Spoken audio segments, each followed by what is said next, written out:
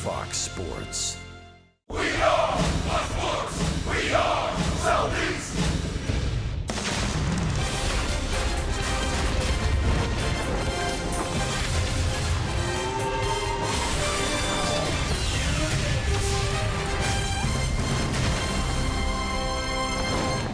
Well, at long last, our long, winding road trip comes to its conclusion today here in Philadelphia. Another glorious afternoon for baseball. Hopefully, the Braves can finish up with 1 win and 4 tries here at Citizens Bank Park as we wrap up this 12-day journey away from Atlanta. Chip and Joe, welcome back to the ballpark. It's been a rocky road for the Atlanta Ball Club.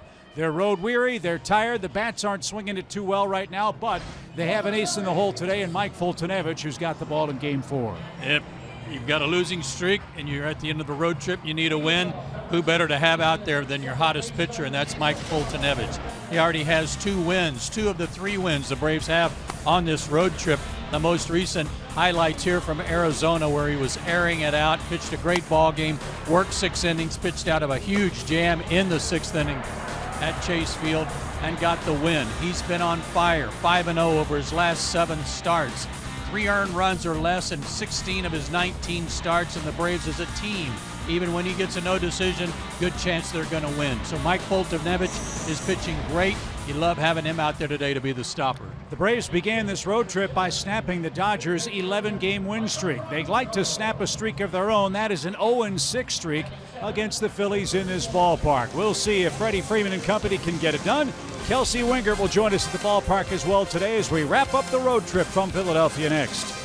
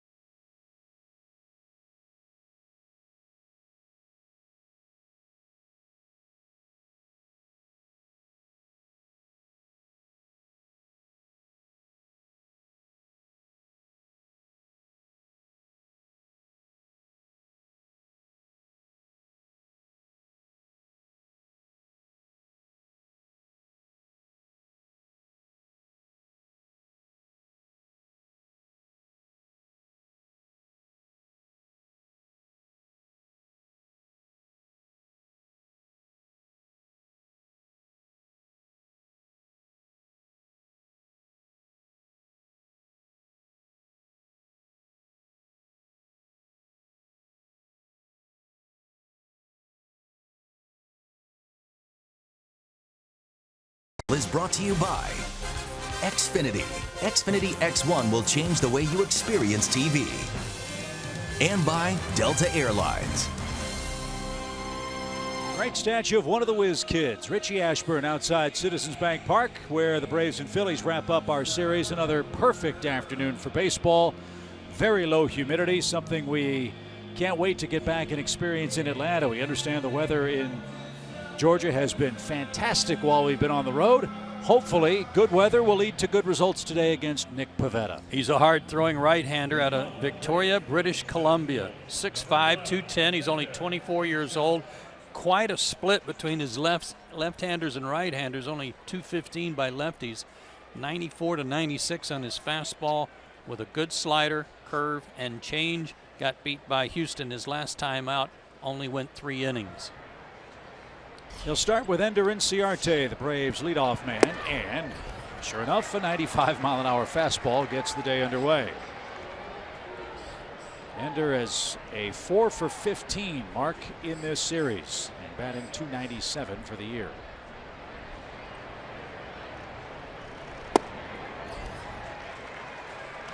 There aren't too many bang-up averages on this road trip. Some were pretty good, but they're beginning to fade because of the length of this trip, wearing guys down.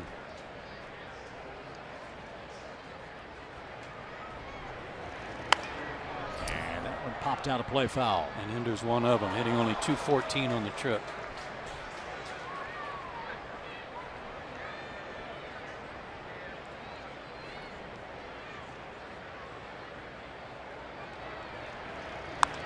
There's a breaking ball whacked to the camera well to the right side, and Inciarte still up with an 0-2 count. This guy strikes out a lot of people, 78 of them in 75 innings.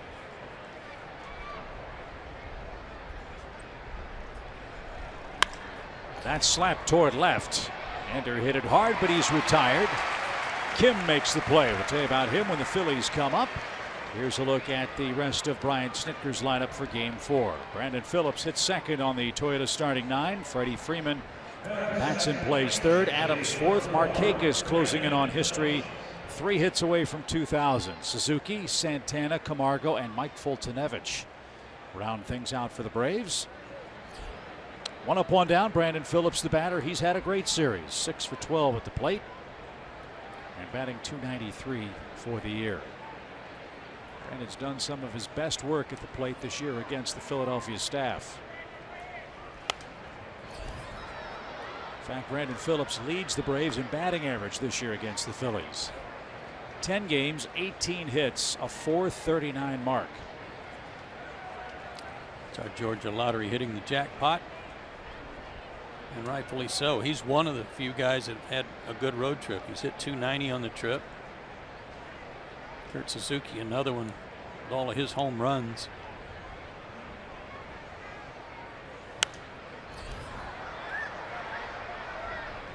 That's into the seats right side. Quickly 0-2 for Phillips.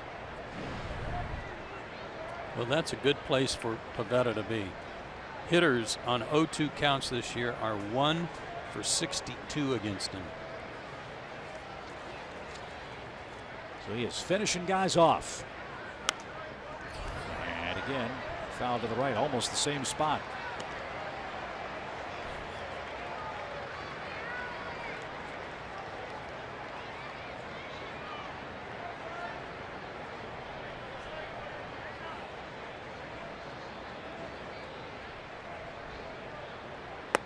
Down and away, 1 ball, 2 strikes.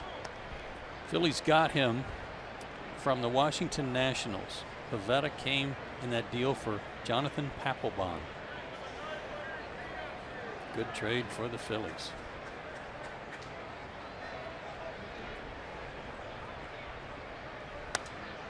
Good battle here with Phillips. Offense has been tough to come by for the Braves the last couple of games here in Philly. They lost 2-1 yesterday. They lost 4-3 here on Saturday. In fact, the Braves have scored 7 runs in the first 3 games here and have been walked off twice in a row. How about that defensive swing? Right back to the mound, and Pivetta Takes care of Phillips. 2 outs.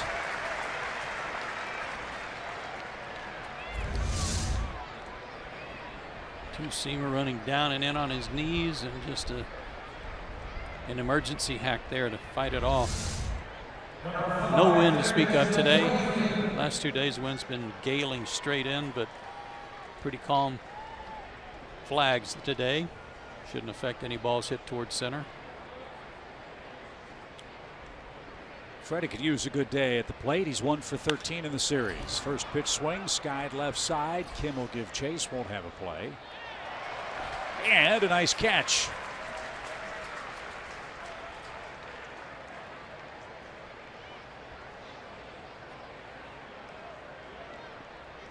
"12 pitches, 11 strikes for Pivetta so far." And Freeman broke his bat, hits it right into the shift. Phillies had him played perfectly, and the long throw takes care of the Braves in the top of the first. 3 up, 3 down. Mike Foltynewicz to work next.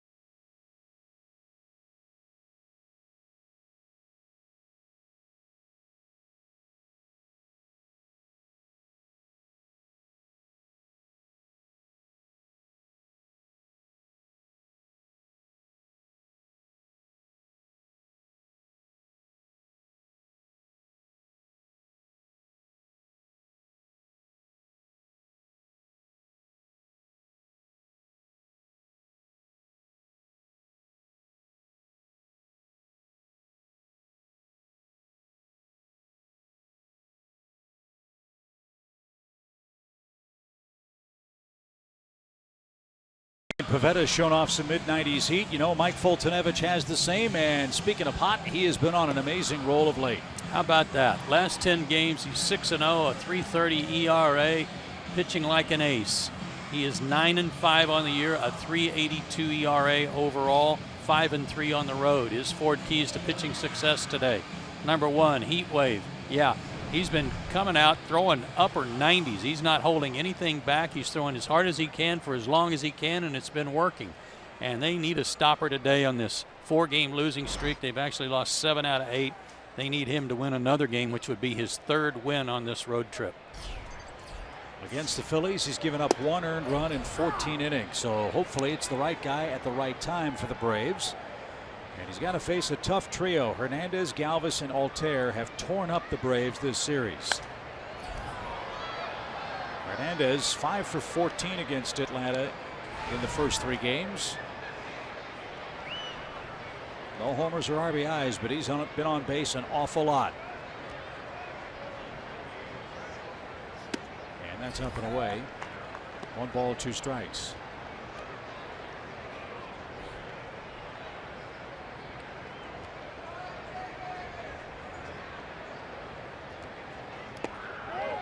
Did he go? He did not.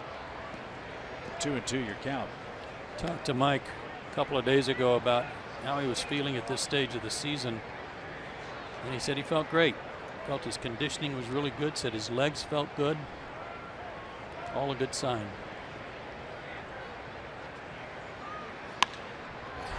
Popped up into right center. It's going to hang up for Ender, who makes the running catch. Hernandez retired, 1 out. Phillies have a long road trip ahead of them. They head to Anaheim, Colorado, and then face the Braves at SunTrust Park. That's why we have a 12:30 start today. Pete McCannon's Toyota starting 9. Terrific trio at the top. Tommy Joseph, the cleanup man. Herrera, Franco, Kim, Knapp, and Pivetta. 7th, 8th, and 9th. Kim just came over from Baltimore in the Jeremy Hellickson deal that occurred while we were in town. And up and away for Freddie Galvis. Galvis 6 for 15 in the series. And he's knocked in 3 runs, including the game winner yesterday, and he saved a couple of runs with some unbelievable work at shortstop. Now, a lot more talk about his defense.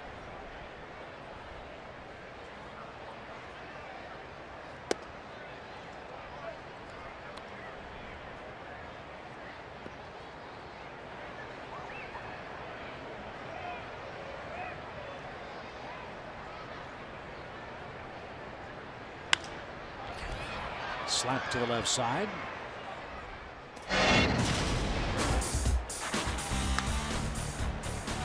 Saved the run right there and then cut down the run at the plate after Inciarte kept going. That was in the first inning. And a spectacular double play after the leadoff man had reached.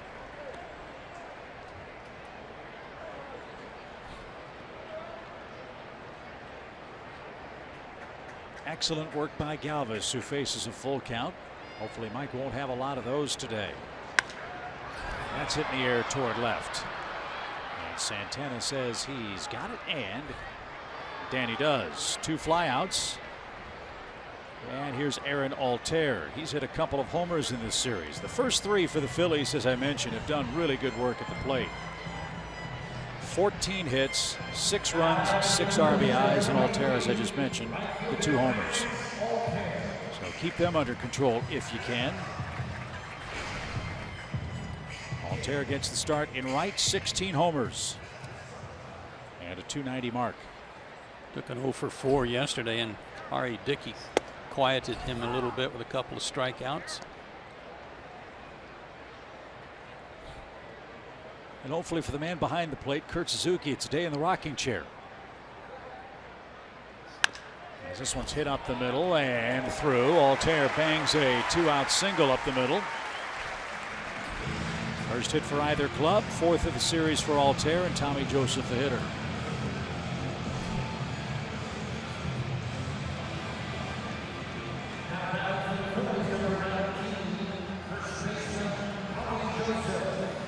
Joseph has enjoyed seeing Fultonevich in his career. 3 hits, including a homer. He's got a 3-run homer in this series.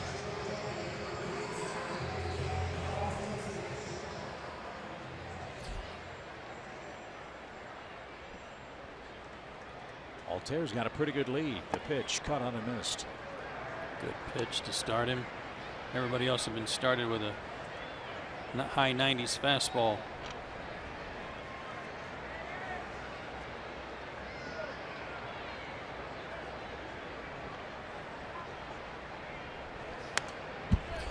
Had it covered, but fouled it back. 0-2. 119 pitches for Mike in that start against the Diamondbacks. I would assume economy would be really important for him today. Braves bullpen has had to work a lot in this series. RA's start yesterday certainly helped, as he took the ball deep into the game yesterday afternoon. Dickey went 7 innings. Jim Johnson, Rex Brothers, and Akil Morris were the only others to pitch. And they worked 1 inning as the Phillies won it in the 9th.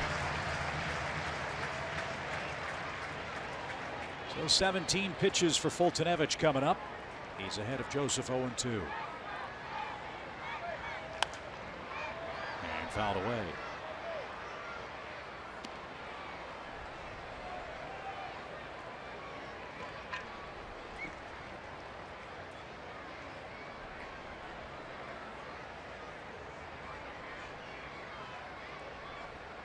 Mike looks good. You're right.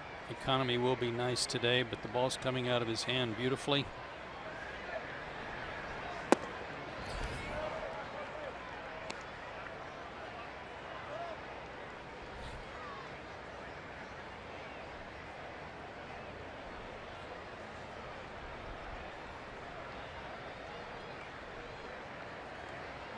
Altair at first, 2 outs.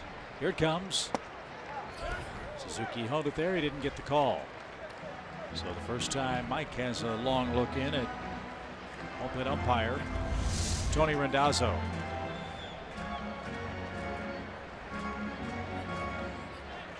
That's some nice tailing action on it, but missed.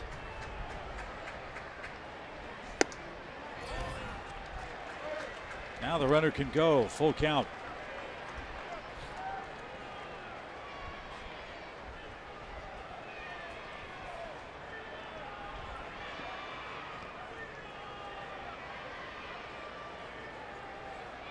Pitch number 8 for Joseph.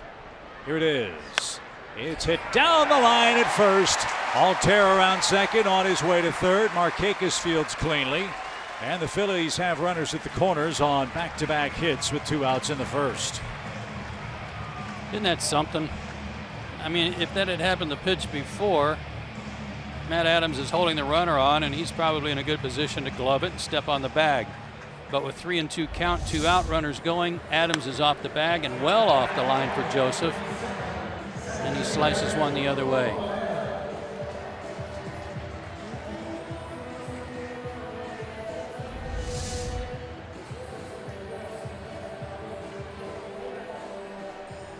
So a first inning 2-out threat brings up Odubel Herrera. He's 6 for 12 against the Braves in the series.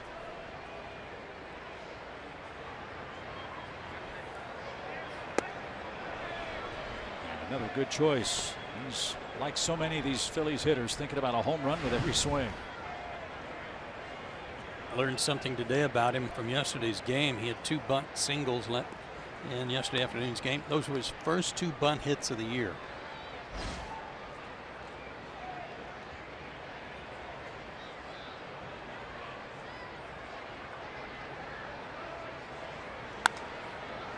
Popped up and right behind the Braves dugout into the second row.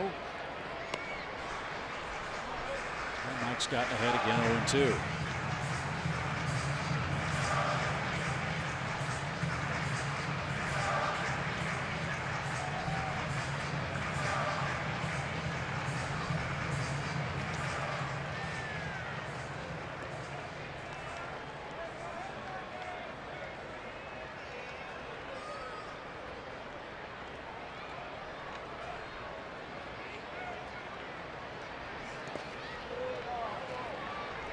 Nice stop by Suzuki. 1 ball, 2 strikes. Back-to-back starts for Kurt in the series. Well, he's been swinging the bat great. So is Tyler Flowers. But Brian Snitker said before the game that he thought it'd be nice for Kurt to catch back-to-back games for the first time in a while. And after having to battle that knuckleball all day yesterday, it was kind of like a reward.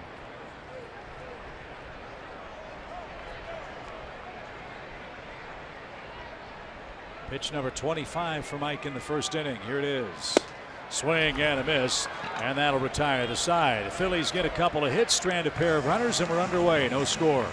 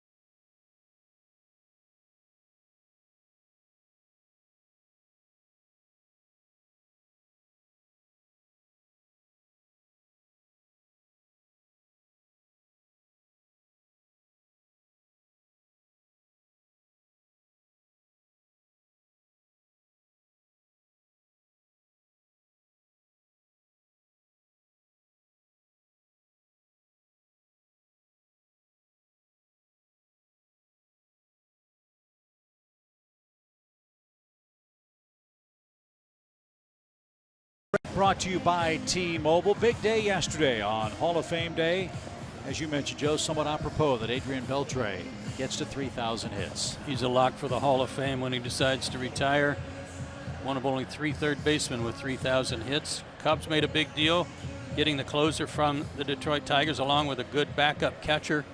And speaking of good catcher, Jonathan Lucroy, what a pickup by the Rockies. They've been needing catching all year long, and they got a good one.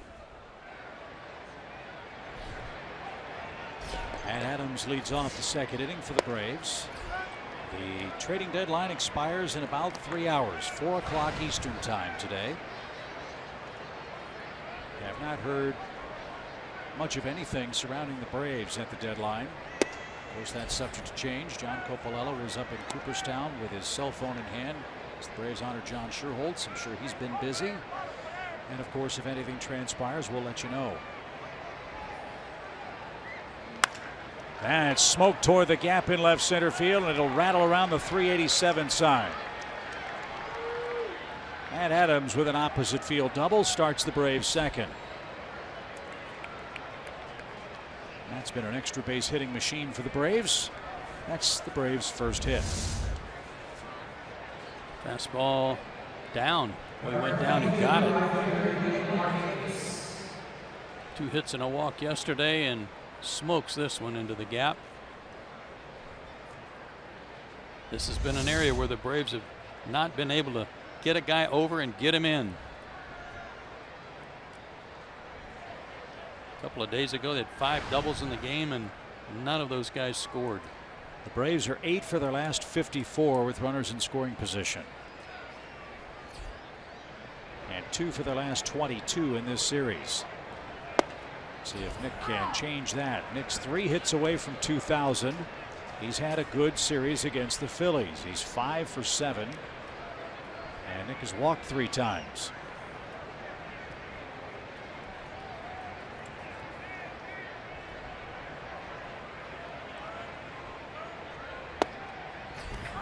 And Pivetta delivers a strike.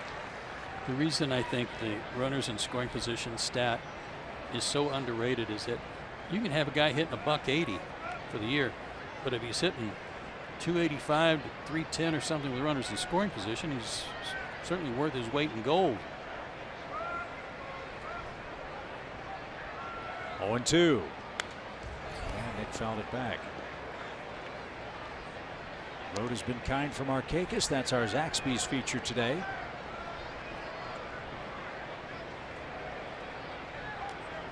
.300 in RISP. His last 21 road games. Good numbers.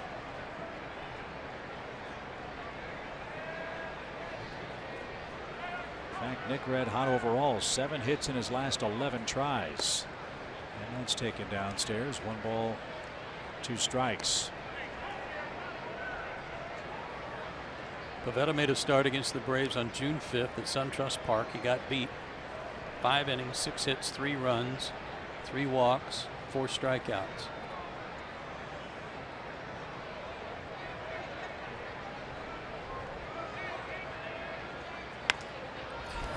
Popped down the left field line and very nearly a blue pit.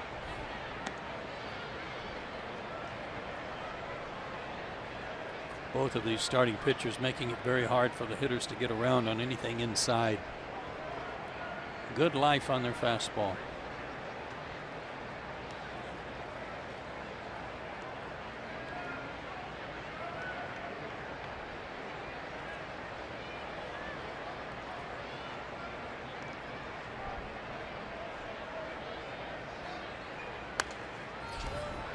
The battle continues.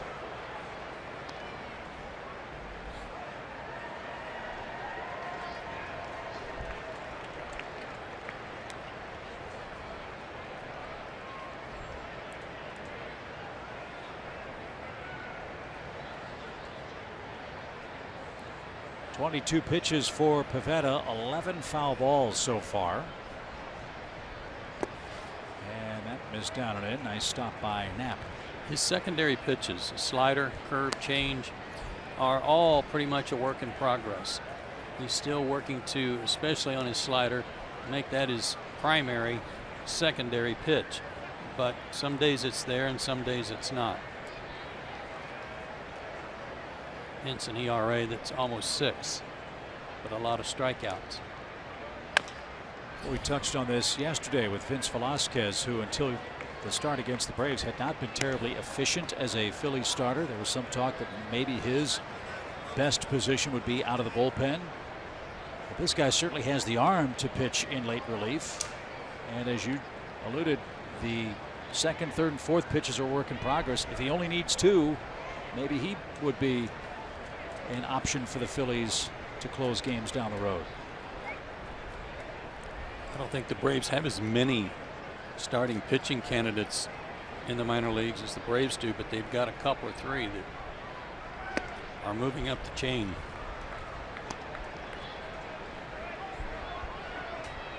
Including a familiar name, Brandon Liebrandt, Charlie's son. Yeah. 6-2 at AA. Promoted to Lehigh Valley, where he's 4-0 in his first AAA starts with a 1.91 ERA. So that's great news. I'm sure Charlie is thrilled to death. And Markakis with a terrific at bat. 11 pitches is aboard. 2 on, nobody out. Excuse me, 10 pitches for Markakis. And a great chance for the Braves. That's great for Brandon Liebrandt out of Marist. And another Marist grad had quite a day yesterday for the Dodgers. Kyle Farmer, Georgia Bulldog, first big league at bat, down 2 strikes, doubled home 2 runs, and the Dodgers won the game in Los Angeles against the Giants on national TV. What a thrill. Fouled straight back and out of play. His mom, his dad, friends, girlfriend were all there. They were supposed to catch a flight out of Los Angeles at 8 o'clock to get back to Atlanta.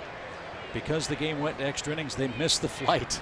And the wait, I'm sure, was worth it as Cal got into the game in the 11th inning. Good matchup here.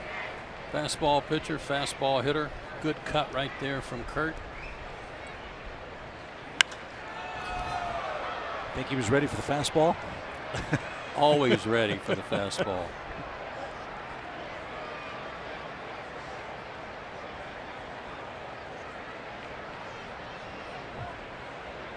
So it's 0-2.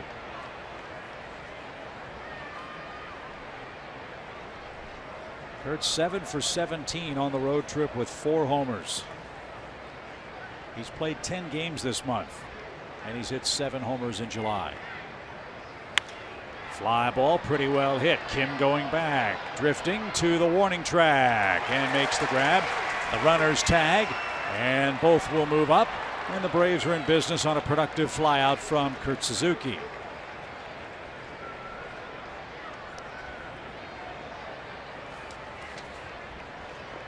Young Soo Kim came over from the Orioles, where he lost some playing time to Trey Mancini this year. He became expendable, and with Hellickson to Baltimore, Kim to the Phillies, basically a wash in salaries. And he handles his second chance, I should say, without problem, but the Braves were able to tag up. Here's Santana. He's the Braves left fielder.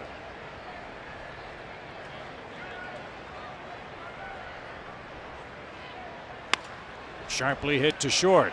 Galvis is coming home, and they've got Adams in a rundown. There's the tag, and Markakis moves up.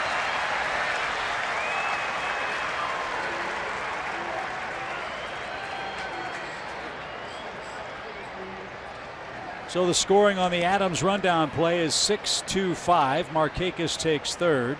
That's the second out of the inning, and Johan Camargo will hit with 2 outs. What a play, a heads-up play again by Galvis. It was hard hit, so he knew he still had time to come home with Adams running. And then Matt did something that was really good. He's not going to just run into an out here, so he gets in a rundown. Markakis cannot advance as long as they're running Matt back to third base.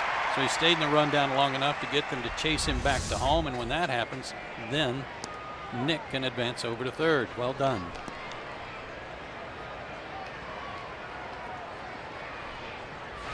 The Braves still out of luck with runners in scoring position. Now need a play from Camargo to take the lead, and that's outside. You've got the pitcher next.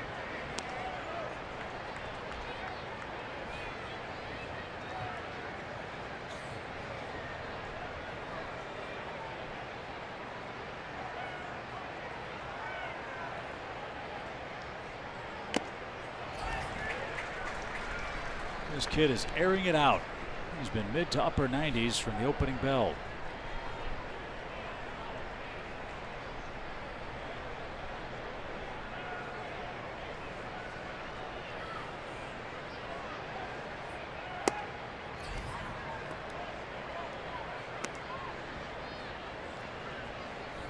This is where that Tom Glavine rule applies. You've got a base open. It happens to be second base with 2 outs.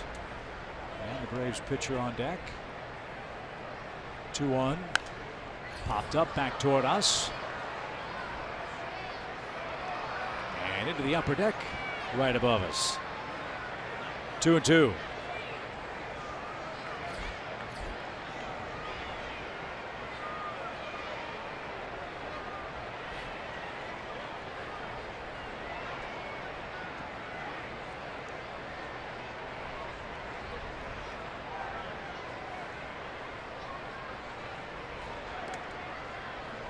Camargo's played in every game on this road trip.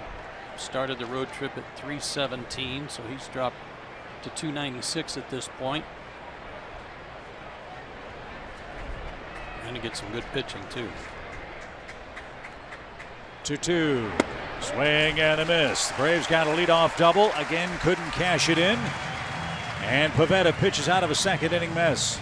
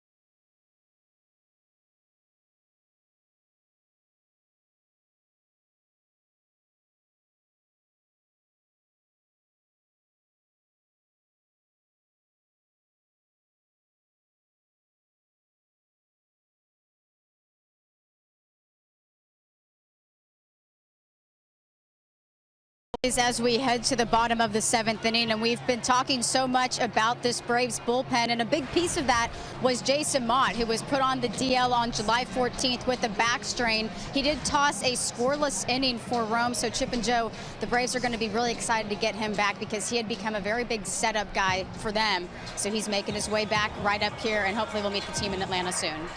That's a good point, Kelsey, that the amount of work that Jason had too. I don't know if that led to the strain or not, or if it was just a freak incident, but he was a guy that Brian Snitker counted on heavily, especially in the 6th inning in games where they were tied or had the lead. And the Penn, let's make no bones about it, throughout the month of July has struggled. 6.5 ERA. So the Braves got a leadoff double, couldn't cash it in. We remain scoreless entering the home 2nd. Franco, Kim, and Knapp are coming up. Franco 2 for 10 in the series. That skipped up. 1 ball, 1 strike.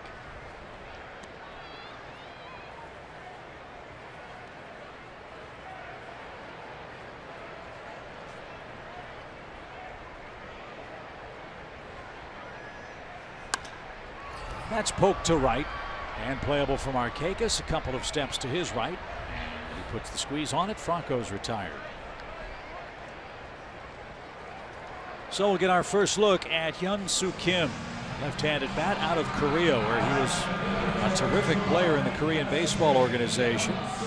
Baltimore signed him to a $7 million deal that covered last year and this year. Hit over 300 last season. This year, playing time really dwindled, and his average and production suffered. The bigger question going forward for Kim this year with the Phillies, how does he fit in on this team with all the good young outfielders they already have? And foul back, even count. One report was that they got him as a fourth outfielder. So I'm not sure how much his playing time will increase here, especially with the way Ken Williams has been swinging the bat. Williams gets a day off today. Breaking ball, froze him. 1 ball, 2 strikes. And that was an area of real concern for the Phillies last season. They didn't get an awful lot of production. They were worried about Alter's wrist. They went out and signed Michael Saunders to a big contract. They've subsequently let him go. And now Nick Williams. Alter's proven he's healthy. Herrera playing well in center. So in the midst of a 38-64 year, looks like the Phillies have solidified their outfield. 2-2 pitch. Bounced up there, another full count.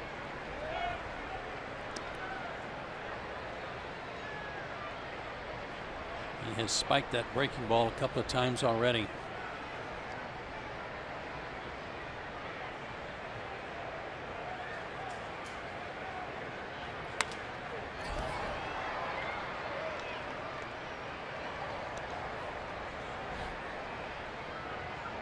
Everybody's late on him, fouling balls off. You could see that Suzuki wanted that fastball away to the outside third, but it had the middle of the plate, so he was able to get a bat on it and fight it off. And that was way off the mark. A 1-out walk puts Kim at first in his Phillies debut. And here's Andrew Knapp.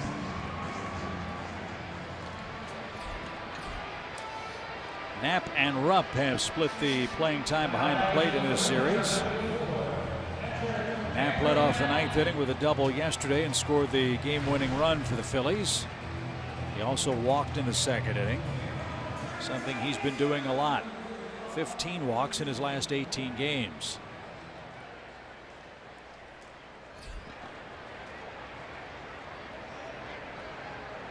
Some of that comes from hitting 8th with the pitcher behind you, but Silly's getting on base.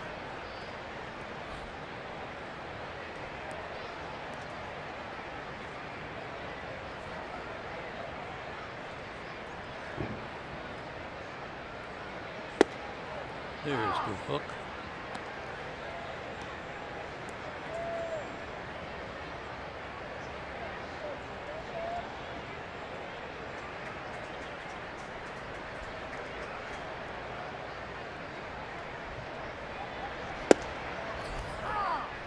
Good movement on that 98-mile-an-hour fastball. 1-2.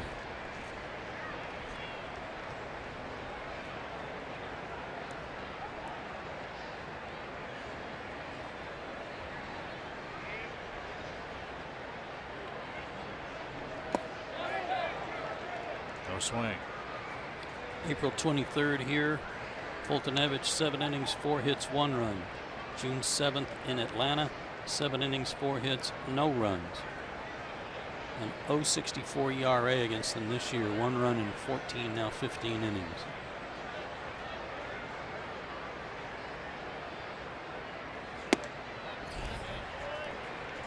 Coming off a 119 pitch performance, he's had a lot of full counts already.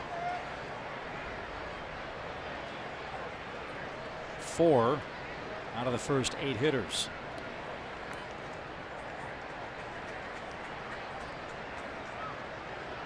Let's see if Kim is running. He's not. And strike 3. Knapp knew it. Breaking ball froze him, and that's out number 2.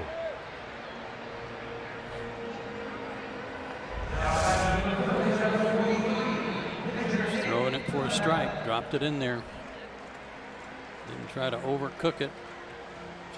More slider than curve there.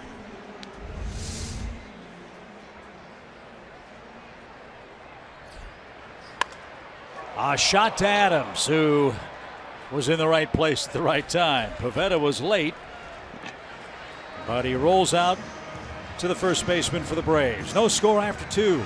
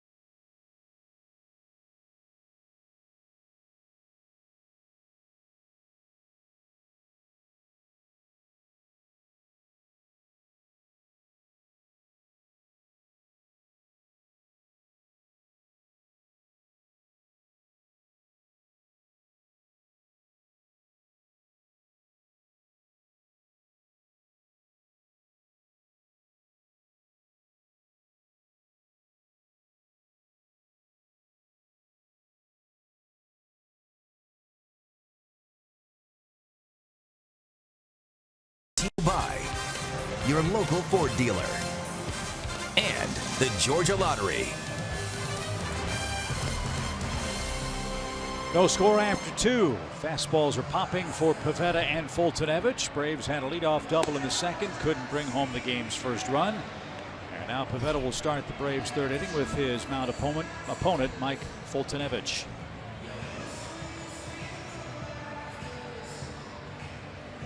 Mike got his first base hit on this road trip. We'll try to add to it today.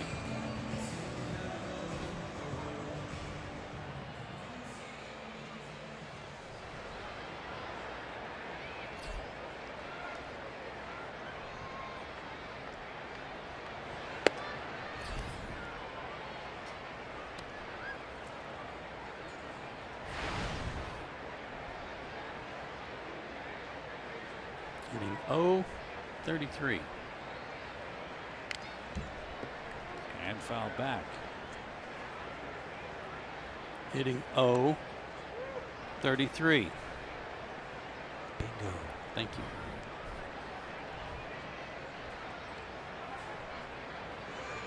One pitch. Right there, a strike.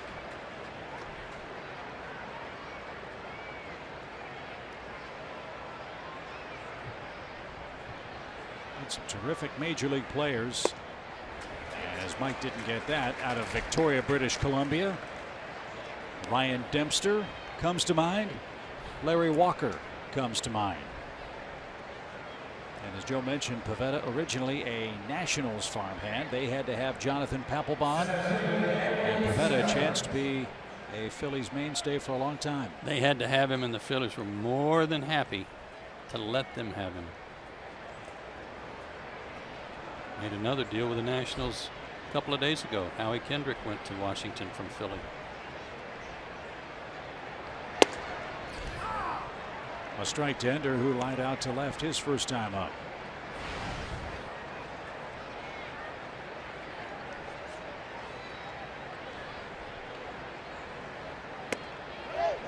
Tried to bunt and couldn't pull the bat back. Quickly 0-2.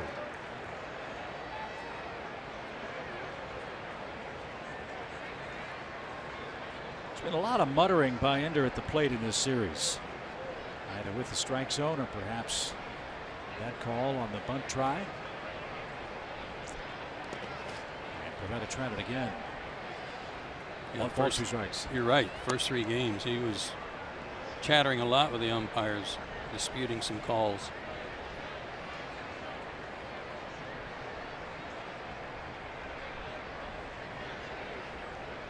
1-2 pitch is bounced off his foot. That's a foul ball. But especially in a 4-game series, those complaints can come back to haunt you a little later on when they feel like you're complaining on every strike call.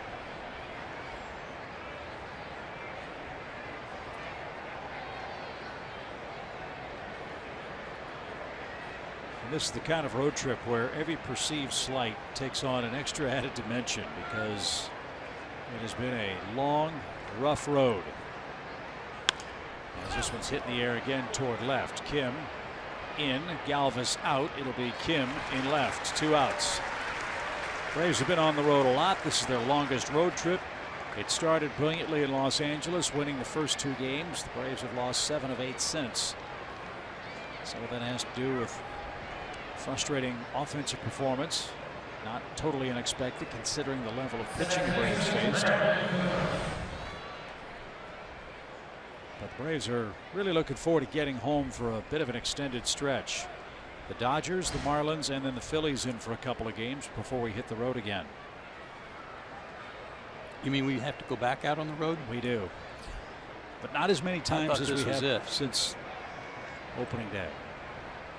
You told me this was the last day on the road. That's what you told me. I did. It is the last day on the road in July. So, does it make you feel any better? Yeah.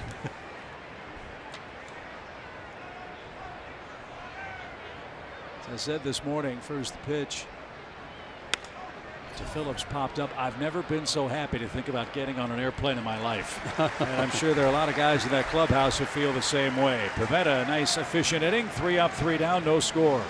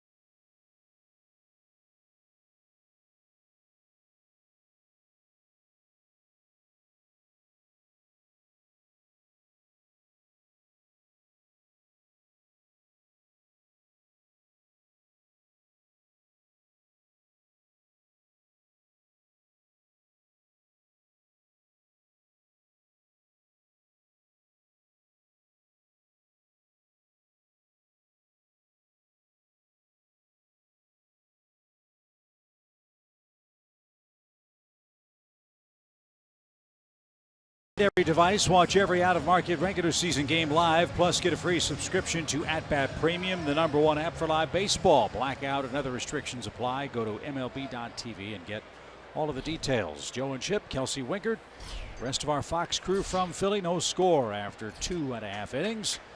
Mike Foltynewicz starts his second trip through the Phillies lineup card with Cesar Hernandez here in the 3rd. And that ball is stroked toward the gap in right center field. That's big time trouble. Hernandez is going to be at 3rd, I think. Phillips won't even attempt a relay.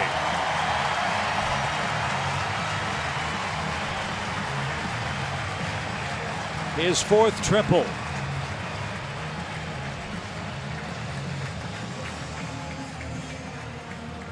Second in this series, jumped on the first fastball, much like Matt Adams did on a fastball down and out over the plate. And with his speed, it's a triple instead of a double. Mike Foltynewicz has only had 2 1-2-3 innings on this road trip over 14 1/3 innings. Now in his 15th inning. So the efficiency that he needs are for some quick innings, and they've been hard to come by. So world of options here for Pete Mackanin with Freddie Galvis up there. Galvis flied out to left his first time up.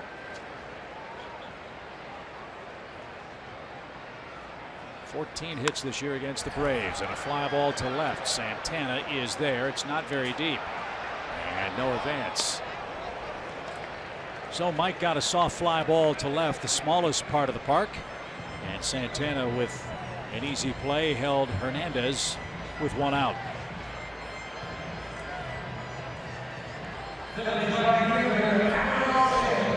So Altair becomes the key man in the inning, and he picked up the first Phillies hit.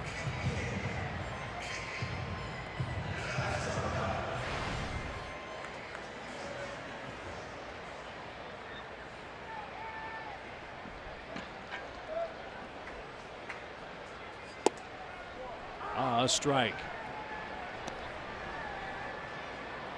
Seems odd to say for a man that throws 97 to 98 miles an hour, but I think you're right. His breaking stuff's been his best pitch so far, especially in the counts in which he's thrown it. Yeah, he's been a little shotgun spread with his fastball. It's kind of been up, down, and all around.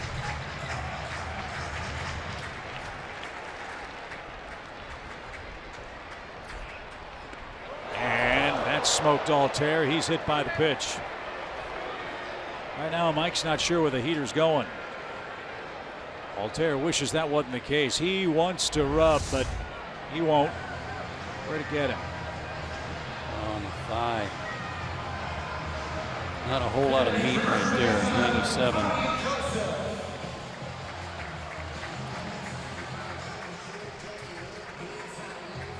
Not a place you want to get hit with a 5.5-hour airplane ride ahead of you today. That's the fate for Altair, who's at first with 1 out. Joseph, the batter, he singled his first time up. An 8-pitch sequence for the Phillies' first baseman.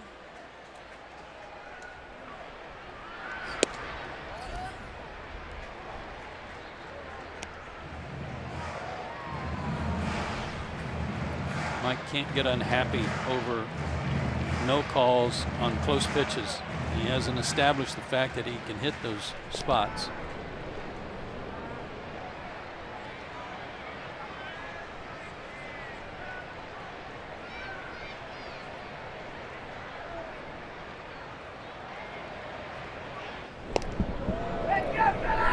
Close play at first.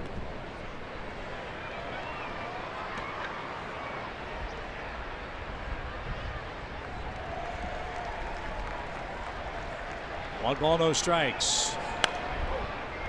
And fouled away.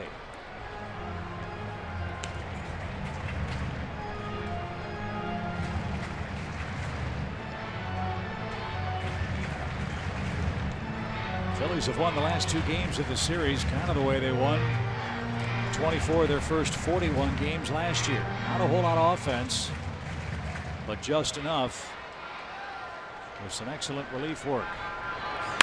And a line drive into right field puts the Phillies up. Joseph goes the other way. Altair will stop at second. They throw behind, and Camargo nearly snuck in behind to get Altair. Hernandez scores. It's 1-0 Phillies on Joseph's 52nd RBI.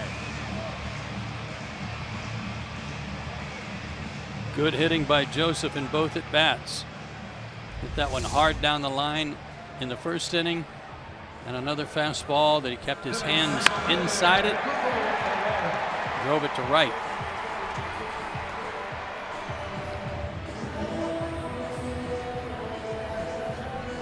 1-0 Phils.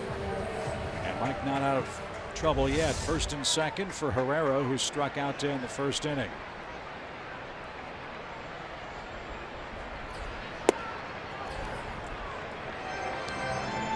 Pretty fired up about this bunting thing, isn't he? You surprised teams haven't tested Freddie Freeman more with bunts? Yes, I am.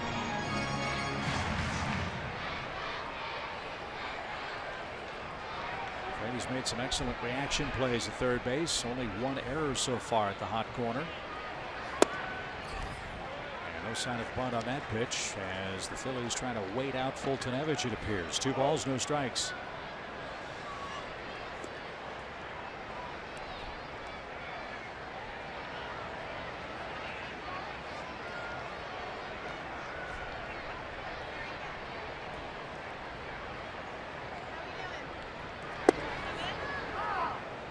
Again, his best pitch today so far. Yeah, they're giving up on that curveball when he's throwing it kind of high. They don't think it's going to come down.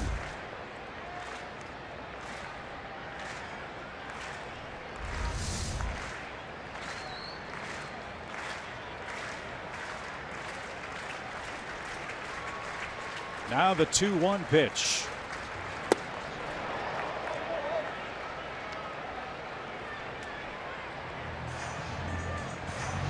Mad at himself.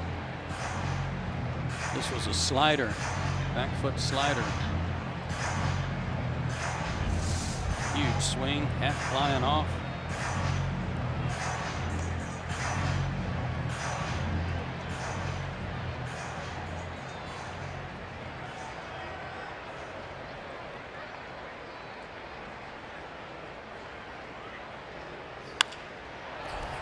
Fastball laced out of play.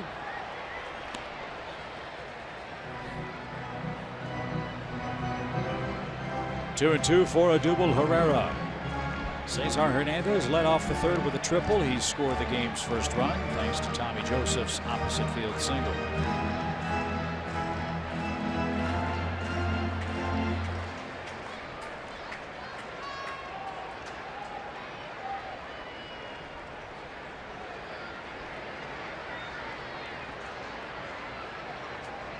The 2-2 is in the dirt.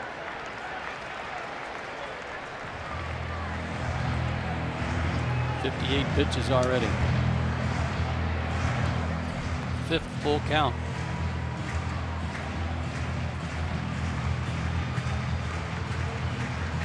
So let's see how the Phillies play it here with Michael Franco on deck. 2 on, 1 out. If they do run, you got a slow runner at first.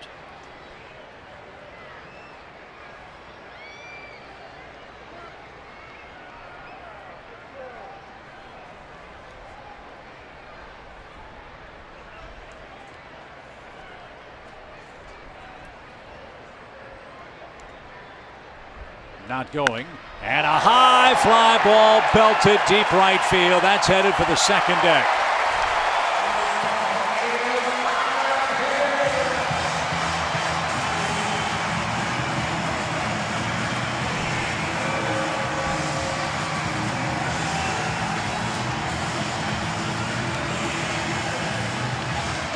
A 3-run homer for Odubel Herrera, and the Phillies have scored 4 times. He's been accused of doing some bat flipping. Well, there was a little bat flip. And if there was a ball that you want to hit and do a bat flip on, it's one in the upper deck. Slider, bit of a cement mixer, and he barreled it well into the second deck. So 7 hits for Herrera in the series. His 11th home run. And now Chuck Hernandez out to give Mike a breather. He's allowed 18 homers now in 112 innings. And the Braves will have to come back from 4-0 this afternoon. High pitch count. 59 so far, thanks to 5 full count sequences. It's the 4th home run Herrera's hit against the Braves this year. And StatCast said that one went 434 feet.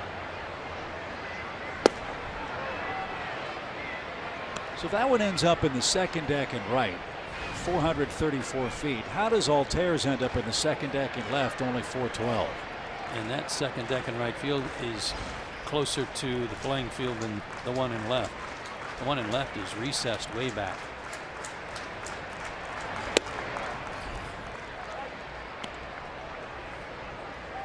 Ed Svita, our stat man here in the booth, who in his side job works as a Caltech/NASA engineer, has that one 8 up Freddie at third. Franco's at first base with 1 out. Says it was a trajectory difference between the 2 homers.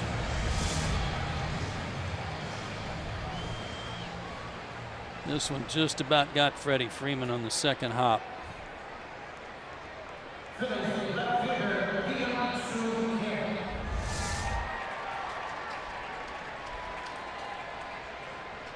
Fourth hit of the inning, 5th in the game for the Phils. Here's Kim. Mike walked him his first time up and downstairs. Boy, as a hitter, it's got to be a real luxury to know that a guy that can throw as hard as Mike Foltynewicz can't get his fastball over.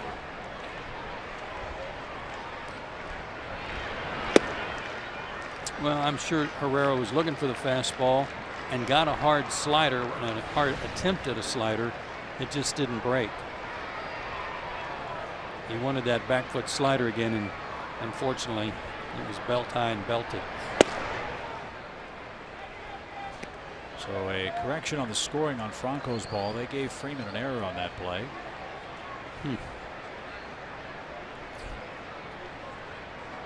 Hard hit ball. His second error at third base. Pitch. And Kim fouled it away.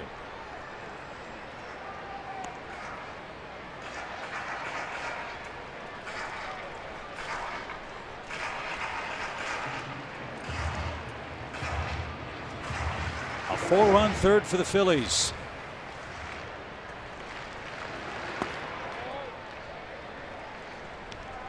And again, having a hard time putting people away today. Struck out 9 in 6 innings in that outing in Arizona, largely with fastballs. But today you can see it's not there.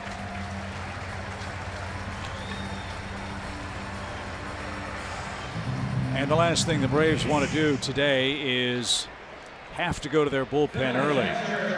Another issue that the club has faced on this road trip has been rather short starts by their starting pitcher. Last 7 games, the Braves have gotten 3 starts of 6 innings or more from their starters. That means the Pens had to cover up a lot of innings against the Dodgers, Diamondbacks, and these Phillies.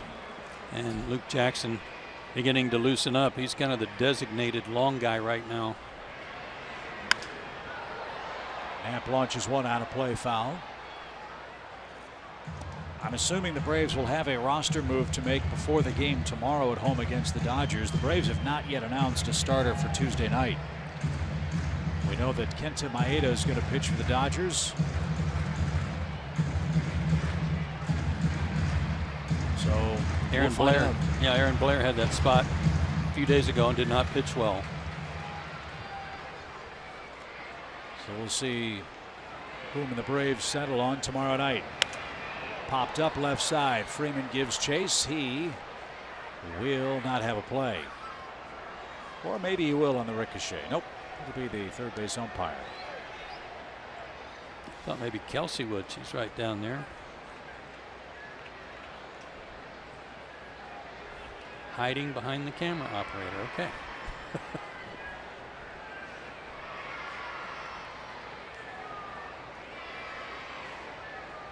No balls, 2 strikes. 2 on, 1 out.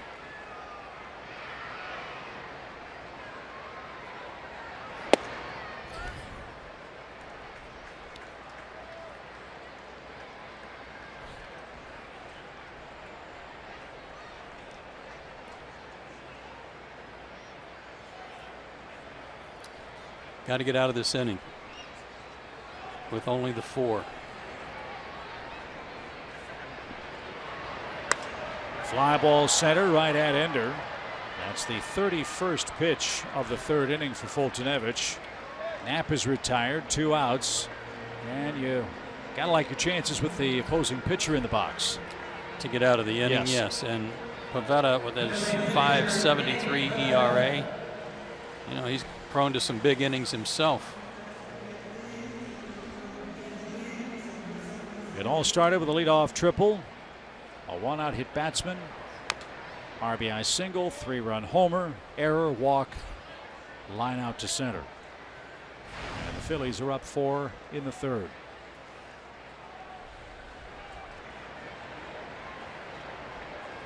This is truly rare for Foltynewicz, who entered this game having allowed 3 earned runs or less in 17 of 20 games.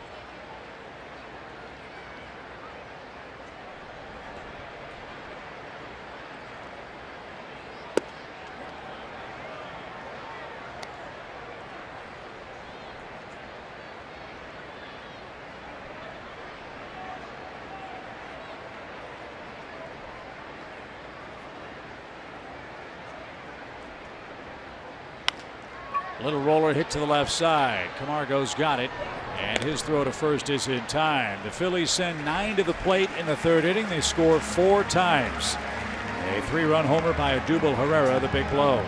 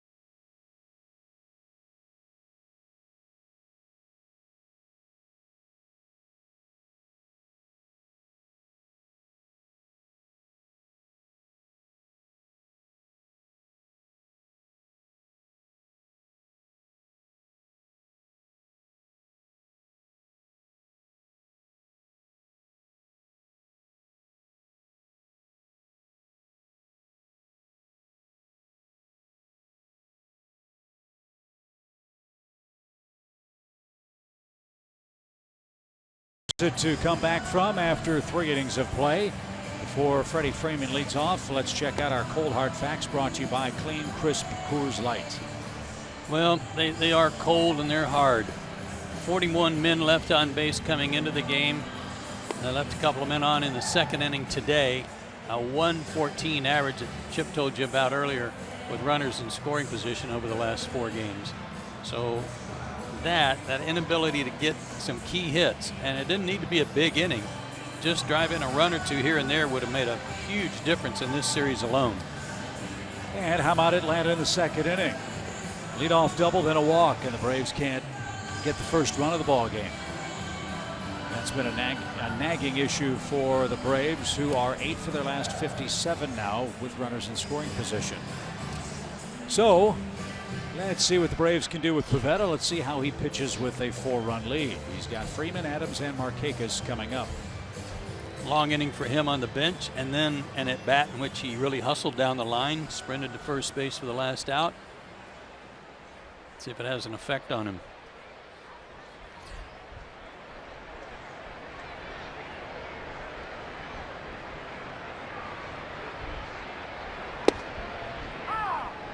First pitch right there, a strike.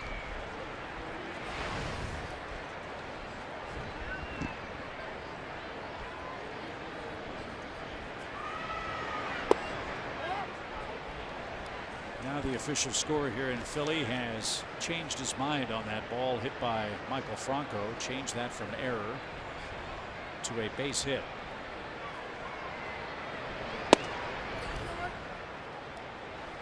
Haven't changed it on the scoreboard quite yet. I think that's the right call. While they're at it, I wish they would change the number in the R column too. Yes, upon further review, yes, we're going to replay the bottom of the third inning. 2-0 1 pitch is up and away. We weren't ready to start the inning when Hernandez hit that triple, so we're going to start over from the beginning.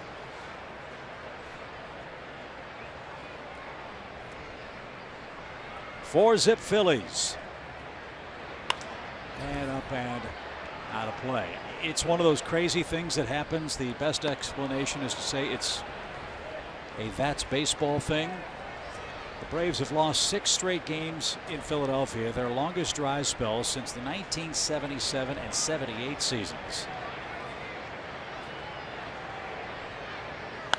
And I talked about this, I think, in the first game of the series. For whatever reason, there's always a team, it seems, that you just don't match up with very well. And for whatever reason, not just this year, but the last couple of years, it's been the Phillies who've given the Braves a lot of problems.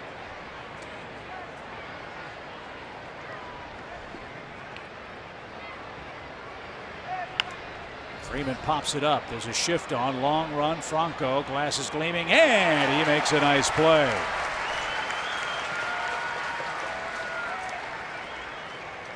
Freddie's another guy who's struggled on this road trip. Hitting .263 on the trip. And has dropped a few points on his average. Entering play today with a .317 mark. Well, apparently the Braves are not the only team struggling with the Phillies. What'd you tell me about their division play? Phillies are 38-64. You ready for this? The Phillies have a winning record against the East. That's right. The Phillies, 26 games under 500, are 20-19 against their own division. The Braves are 18-25 against the East.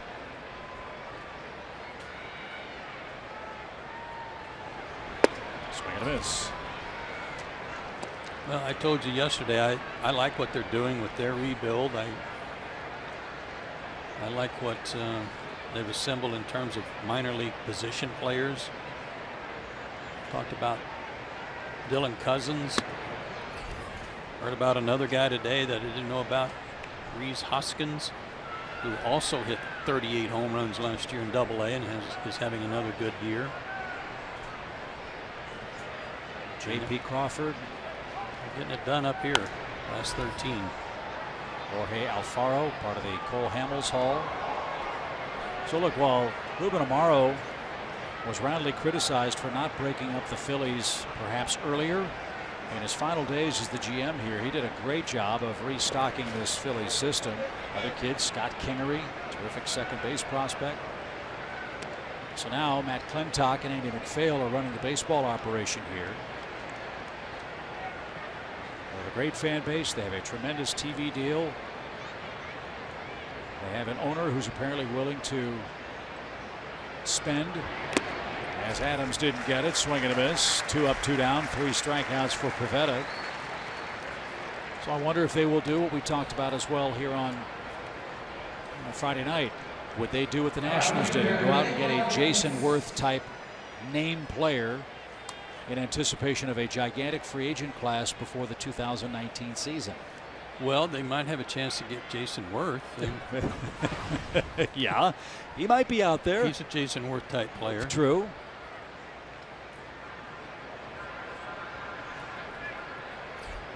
Markakis walked his first time up. I really think that in the next couple of years, the Braves and Phillies, who right now are fighting it out as second division clubs for the most part in the Eastern Division, could very well be fighting it out at the top of the division real soon. Yeah, talking to a member of the Phillies minor league organization today, one who sees the Braves minor league teams. He was so complimentary and talking about the pitching, and he said, I haven't seen the guys at AA this year, but I've seen them before. And he was raving about how just be patient, Atlanta fans. They're coming, and there's a lot of them. Remember what one scout told us about that Mississippi rotation earlier this year. That was Major League acquire for all of those starters. As that's upstairs. Mike Soroka's one of them. He's 10-6, 2.75 ERA. His ERA got bumped even up to 2.75 with a rough night last night.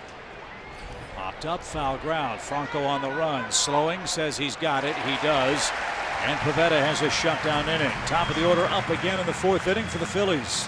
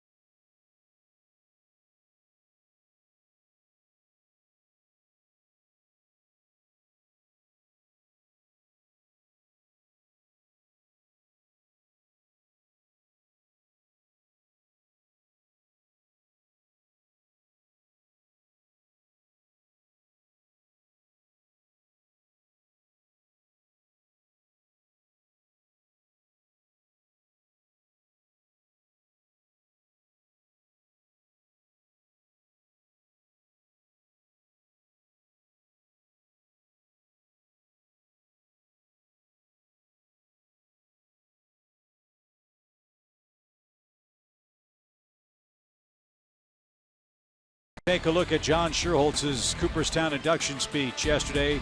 Make the time, and it's official. The plaque is hung in Cooperstown. Our Xfinity game break shows John and his wife Karen, his grandchildren, standing in front of his plaque as part of the 2017 Hall of Fame class for Major League Baseball.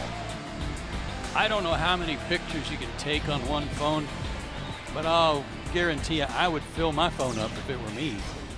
I don't blame John at all for taking a picture of it. Can't wait to talk to John about that tomorrow. Hopefully he'll stop by the booth and regale us with some of the stories on, as he said, the admission into baseball's Valhalla. The Valhalla fame in Cooperstown. Hopefully Chipper Jones and Andrew Jones will be next. They're eligible next year. So let's see if Mike can give the Braves a couple more innings and hope the offense catches up. Just hasn't been able to get ahead of any of these Philly hitters today. Uncharacteristically, Mike with just 2 strikeouts in his first 3 innings. A lot of deep counts, 80 pitches already. And it's been his off-speed stuff that's been his most effective weaponry today.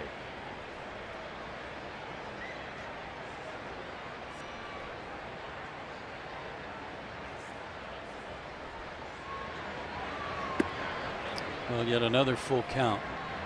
And that leads us to a graphic that is puzzling.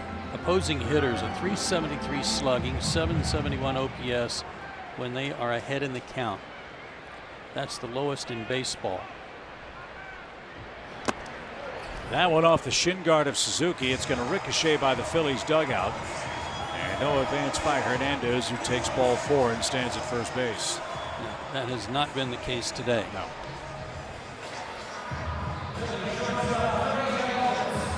Third walk for Fultonevich, the first man not named Kim to earn a walk.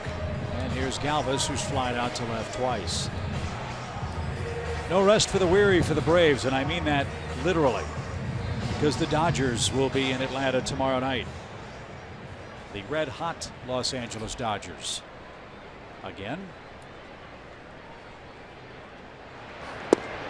Dodgers have won 39 of their last 45 games. They have 14 series sweeps already this year. You know what, though? They're only 2-2 against the Bravos. Exactly right. Braves won't see Hill. They won't see Clayton Kershaw. They will see Maeda, Brock Stewart, and former Bulldog Alex Wood on Thursday. Pitch. Called away. Sometimes the old saying, if you can't see the forest for the trees, applies to us. When we talk so much and hear so much about these Braves prospects and how good they are, that when you hear about it from people outside the Braves organization, it really does get you excited. Enthusiasm, the enthusiasm from other clubs about what the Braves have stockpiled. It's great. 2 balls and a strike. And out of play, foul. I harken back to a comment that Clint Hurdle made years ago when the Rockies were on their way to the World Series that year. And he said something that's always stuck with me, and it's true. I think it takes courage to have patience in this era of instant gratification. Braves knew that this rebuild and this parallel path they were going to be on was going to be filled with peaks and valleys. As this one's hit the other way, Camargo, nice play, throws low to Phillips, who handles the short hop beautifully for the first out. Nice play by Johan to force Hernandez. Galvis at first, 1 away. Nice glove work here and here. Well, I just got to say, I love it when you hearken. Hearken? Yeah. When you hearken back, I'm all ears. I can hearken with the best of them. And so, Altair's the batter with 1 on and 1 out. But that's the toughest part, I'm sure, for the Braves front office, and certainly for the fans. The Braves got to 45-45 this year, 500 team, and all of a sudden just haven't been able to sustain that record of 500 or better ball. Fly ball to right. And Nick camps out and makes the play. The knee-jerk reaction getting to 45 and 45, 90 games is, all right, let's go out and trade some of these players and go get some either rentals or get a controllable guy and maybe have a chance to finish above 500 this year. That's not the goal of the Braves front office. Their idea of a winning season is having a chance to get to the playoffs, win a series, and win a World Series. I don't know that the Braves honestly are at that point yet. And so, while it's exciting to think about making a deal, the Braves aren't going to make a deal just for the sake of making one. It has to make financial sense, it has to make long-term sense, and most of all, it has to make baseball sense. And with 2 hours left until the deadline, we'll see if any of those type deals present themselves for John Coppola. Season doesn't end today at 4 o'clock. Right. There's a lot of baseball to be played. I'm not saying that in terms of, hey, the Braves could make a real run at the postseason. Maybe they will, maybe they won't.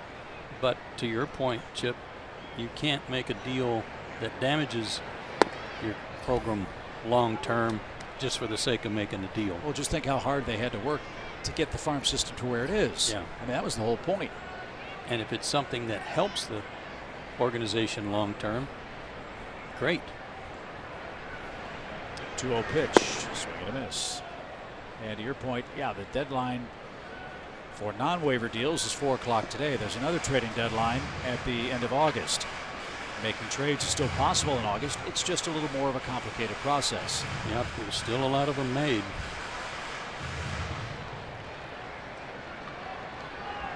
Two-one pitch. Another good breaking ball. Joseph has hit 2 fastballs.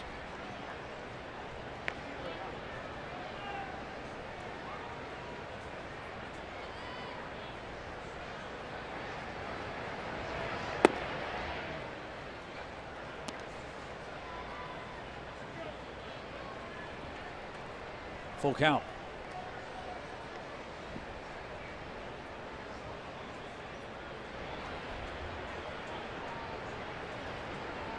Runner goes. Pitch hammered toward the gap in right center field. Ender's not going to get that. Ball is down. Here comes Galvis around third. They're going to wave him. Phillips' throw to the plate will be late. A long single for Tommy Joseph, who's 3 for 3 today and came in 3 for 6 against Fultonevich. He's got his second RBI.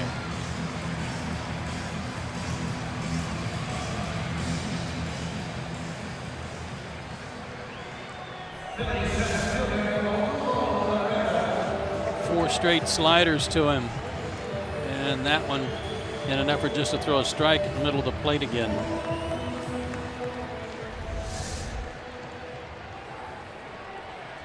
Galva scoring all the way from first on a single, but running on the play.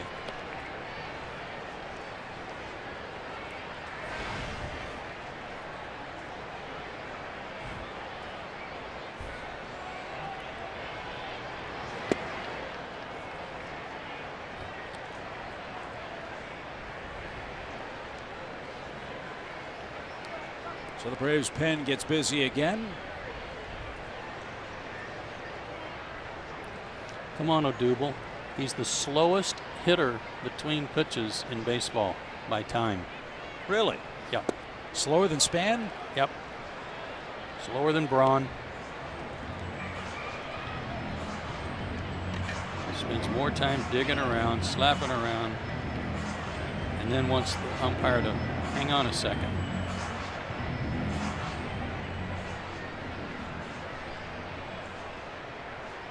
Swing and a miss. That takes care of Herrera, and that takes care of the Phillies. That's the pitch he was trying to make and didn't make on the home run.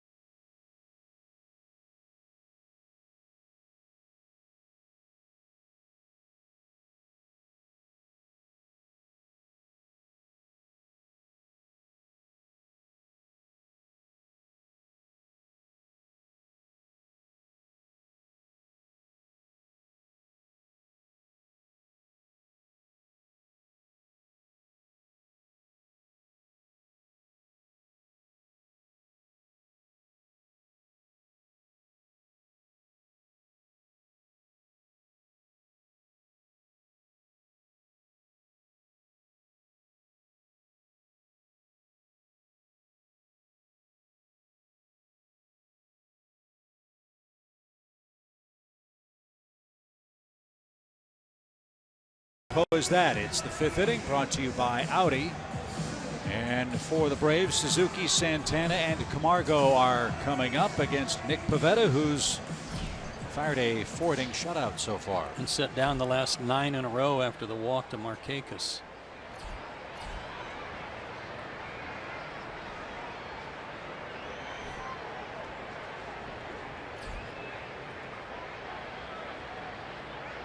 Suzuki flied out. And up and away. Ball 1.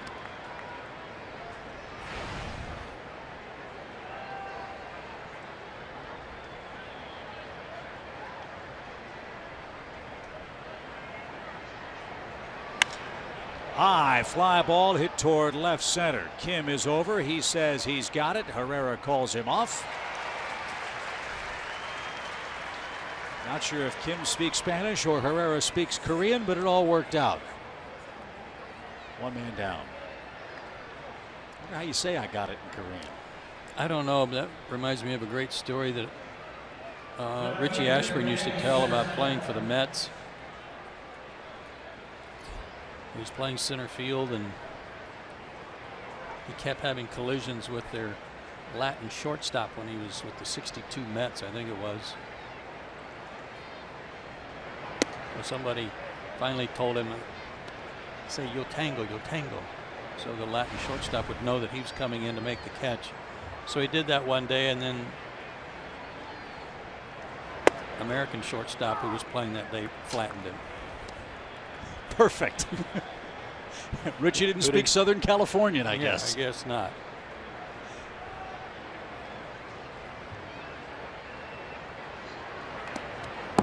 Ouch. That got Tony Randazzo.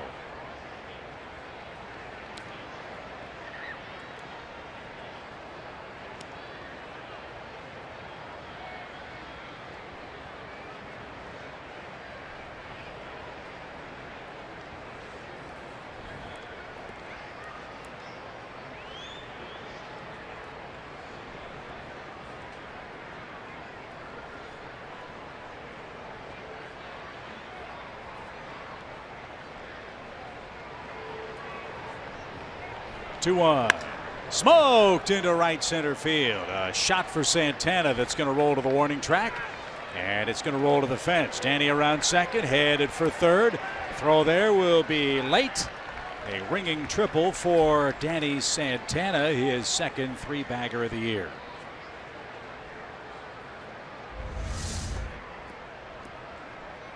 High fastball, got some extension, ball running away from him just a little bit. That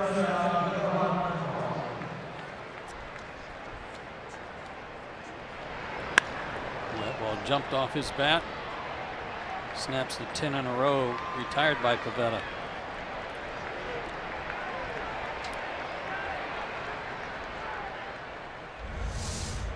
So let's break the shutout and go from there.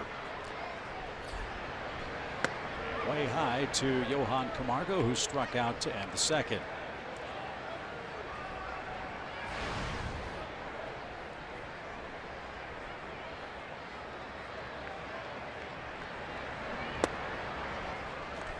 Micah Johnson's on deck for the Braves, so looks like it's the end of the line for Mike Foltynewicz. 4 innings, a 5-run ball today.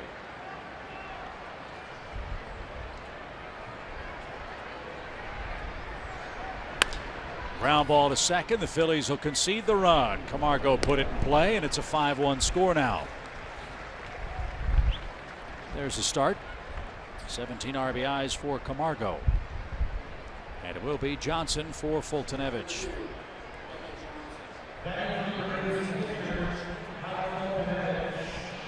The Braves have to come from 4 runs down now to get it tied. They've got to score at least 5 to run their streak to 10 consecutive wins in games started by Mike Foltynewicz today. No batting practice on the field again today for either team, but I saw Micah out early, working with Ron Washington on some of Ronnie's infield drills.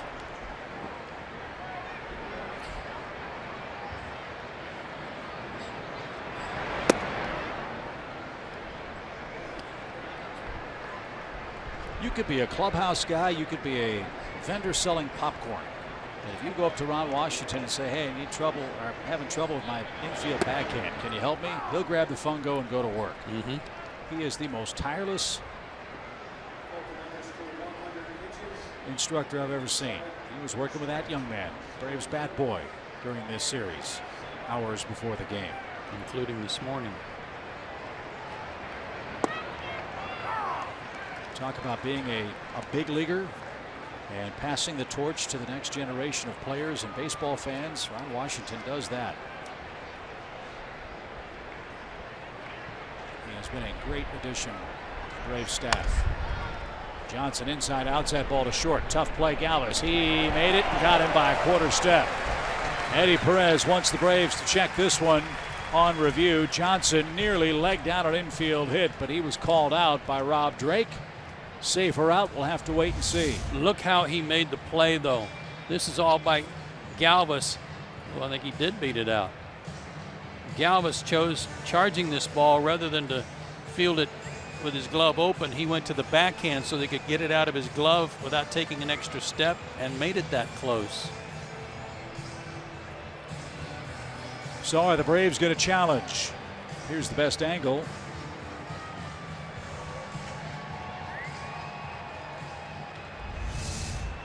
And apparently the answer is yes, the Braves will challenge. Needing base runners and the top of the order coming up. Yeah, you might as well take a look. Sure. And the Phillies are all, maybe have seen the replay on the big screen. They're walking back out to their position.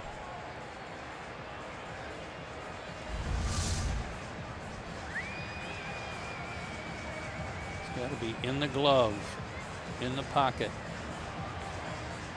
Now.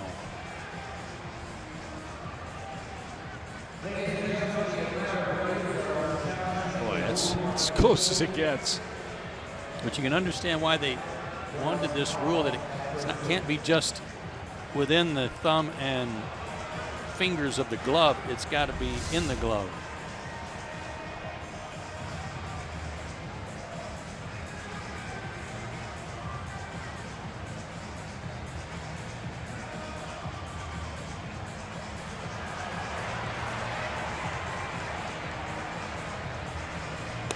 This one has a good chance of being overturned. But they didn't overturn one last night. That was pretty bad on that play at third base. Yep. The tag play? Yeah.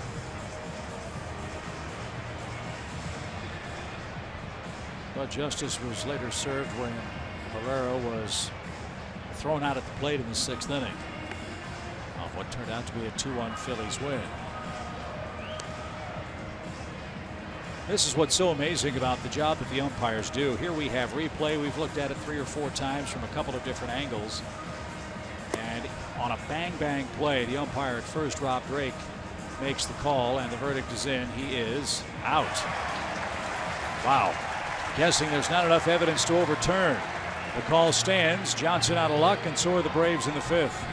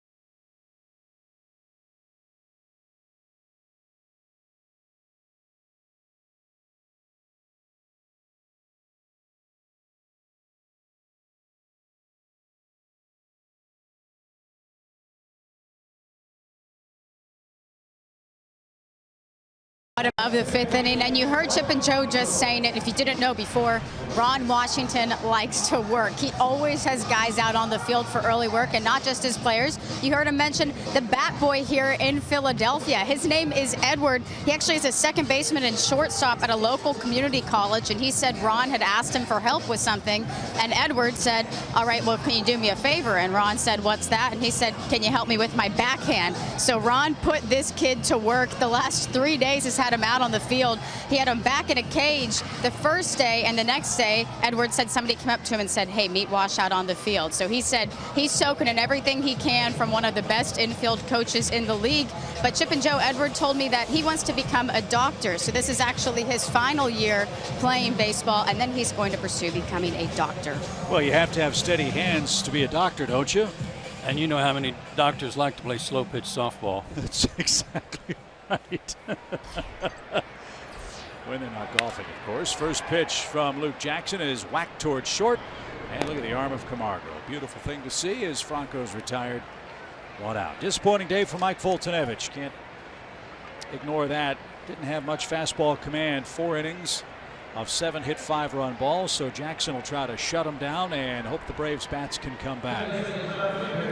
has not worked in this series. Last action was 26th at Arizona. Gave up a couple of runs that day. So he can probably go 2 or 3 innings if needed.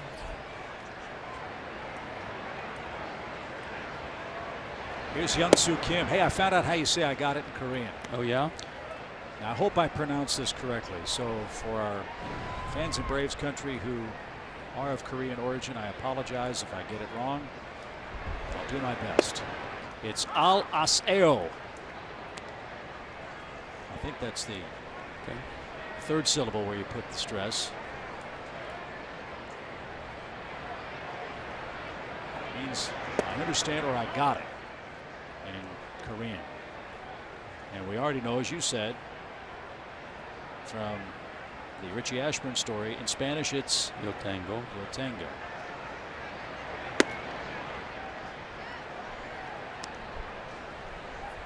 Sometimes you don't have to say the yo. You don't? No. Unless you're in Philly. That's always a good idea. Swing and miss. Actually tipped at the plate. 3 balls, 2 strikes.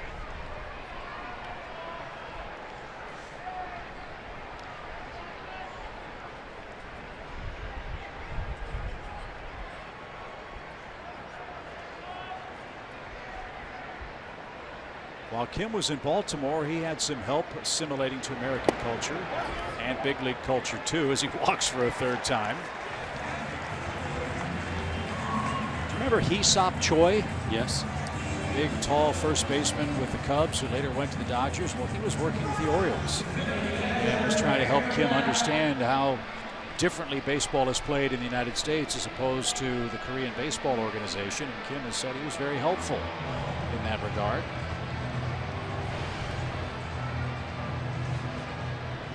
Hee-Sop Choi could hit the ball a long, long way. His career really curtailed when he suffered a concussion at Wrigley Field. He ran over a Kerry Wood right in front of the Cubs dugout and whiplashed himself onto the warning track there, and frankly wasn't the same player, sadly. Here's Knapp. He's 0 for 2.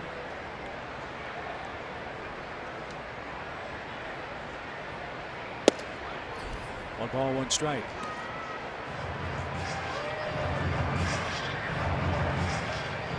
Mentioned earlier, Cubs made a big trade. Alex Avila, Justin Wilson to Chicago for Candelario and Isaac Paredes. A couple of youngsters going back to Detroit. Jonathan Lucroy traded to the Rockies. Melky Cabrera went to the Royals yesterday. That Detroit-Chicago trade, though, Chipper, could also be another player involved or cash, right? Yes. Going from Chicago to Detroit. Player to be named later or cash considerations, as they say. Interesting side note on that deal. Al Avila's the Tigers general manager. He traded his kid. Something that hasn't happened often at the major league level. In fact, the last major league general manager to trade his son was Al Campanis. He traded his son Jim back in 1968. Jim was a catcher.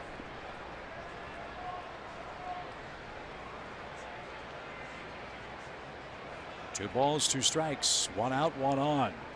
The pitch. And it is a K for Knapp. It was 0 for 3. 2 quick outs, and Pavetta's coming up.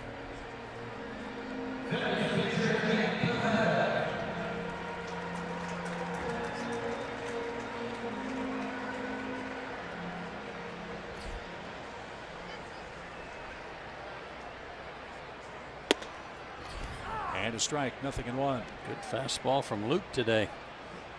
Those days off have helped him.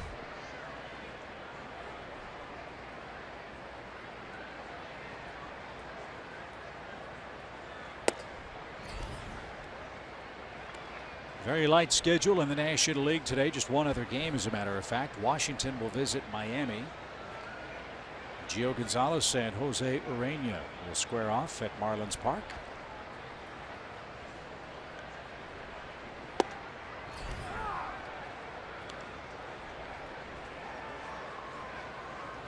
Wonder if the Marlins will do anything else before the non-waiver deadline today.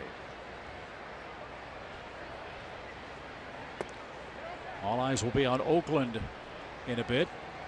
Giants play the A's later tonight. Why? Sonny Gray is scheduled to pitch for Oakland. Gray's still a very hot commodity. The Yankees, if you believe the online sources, in the lead for his services. The pitch is bounced toward Freddie at third. He's got it, and his long throw to first in plenty of time, and Jackson works around a one-out walk. We head to the sixth inning. It's 5-1 Phillies. Top of the order coming up for Atlanta. Let's see if Ender Inciarte can start a mid-innings rally for the Bravos.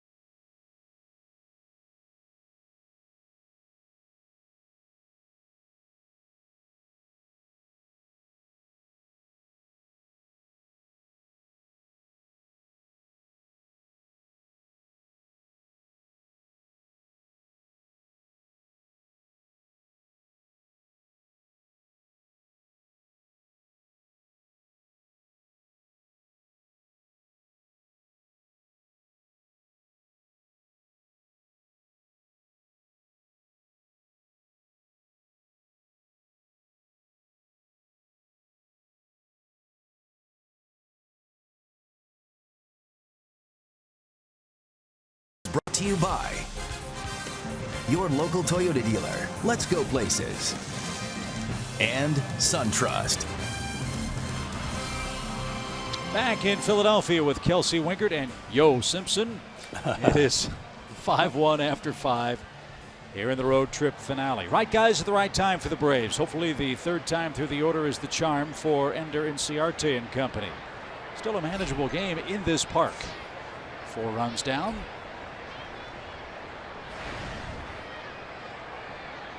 Top 3 hitters, Inciarte, Phillips, and Freeman, so far are 0 for 6.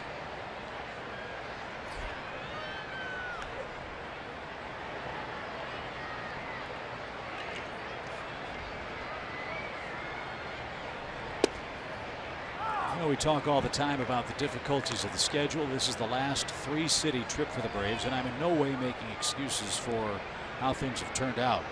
You're a pro, you get ready to play, and you perform the best you can. First, the 0-1 pitch. You've been in uniform. You have played in 3-city trips of this length before. Is it a bigger physical challenge or a bigger mental challenge, the last game of that trip, knowing you're going home? Probably mental because you're already tired. It's already been a long trip. And got to crank it up for a day game.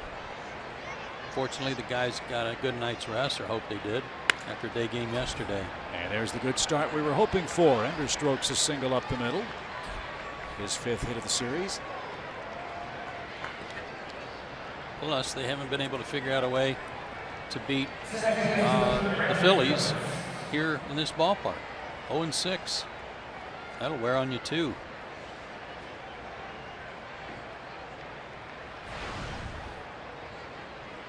So Brandon Phillips, who's 6 out of 14 in Philadelphia in this particular series.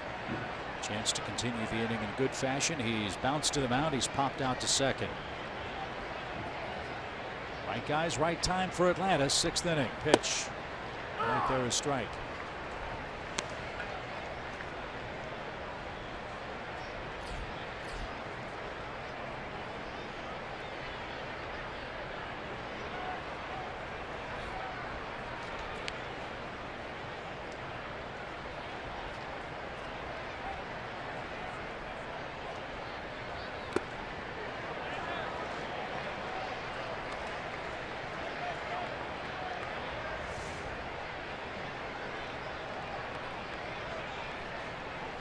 Trying to get out of his own way to handle that inside breaking ball.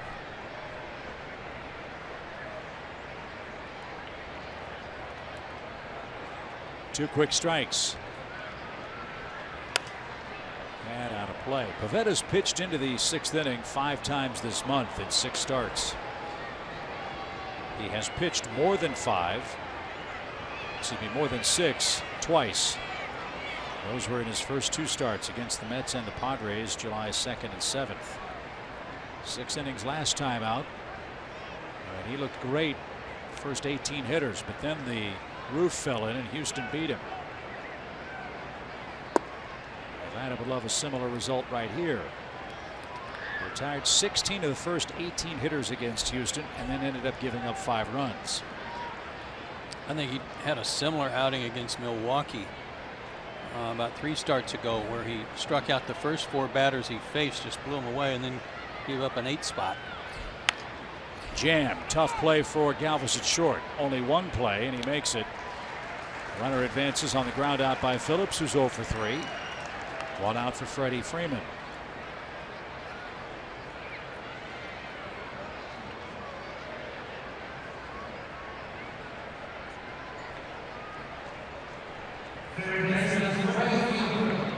Don't often see Freddie go through a 1 for 15 stretch.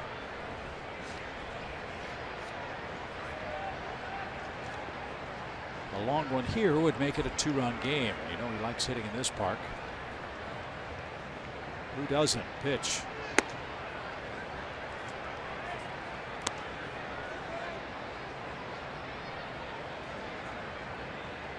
Ten career homers and 239 career at-bats for Freeman. And remember, some of that work came against Hamels and Lee and Roy Halladay. Not to mention Roy Oswalt. Fly ball foul, out of play. Well, he's been trying to stay on the ball a little longer. It's been very evident this series, and especially today. But all of a sudden, the winds started blowing a little bit across toward right field. He may want to see if he can get something he can pull, get up into that breeze.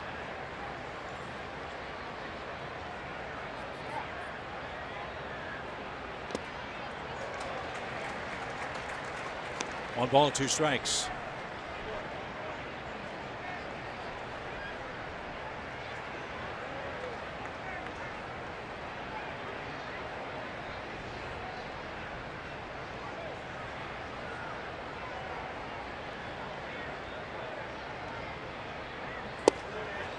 Inside corner, struck him out looking. The comparison of Pivetta was he's, as you said, Mike Foltynewicz 3 years ago. Today he's pitching like Mike Foltynewicz has been over the last 2 months. And that was a beauty. 95 coming back to the inside corner.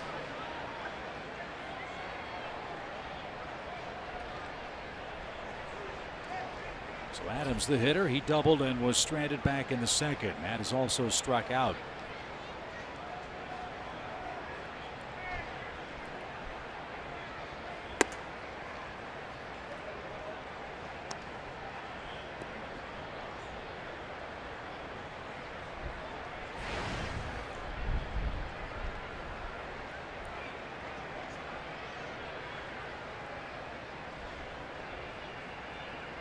Braves are 0 for 5 again today with a runner in scoring position.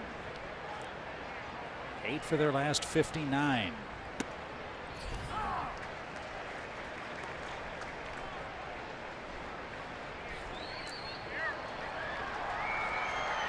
And Adams quickly behind. Excuse me, with a 1-1 count. With 2 outs.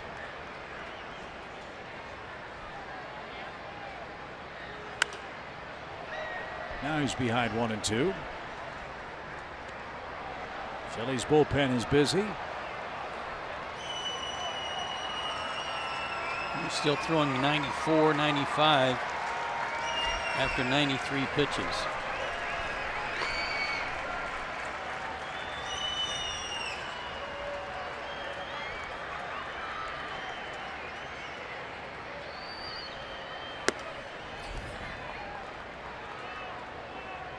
Overthrew that ball high. 2 balls, 2 strikes.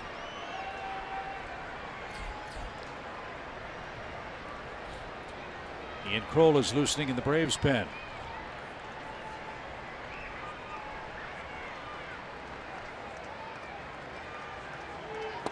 And a swing and a miss. Braves are 0 for 6 with risks. Strikeouts of Freeman and Adams by Nick Pivetta. 6 innings of 1-run ball today.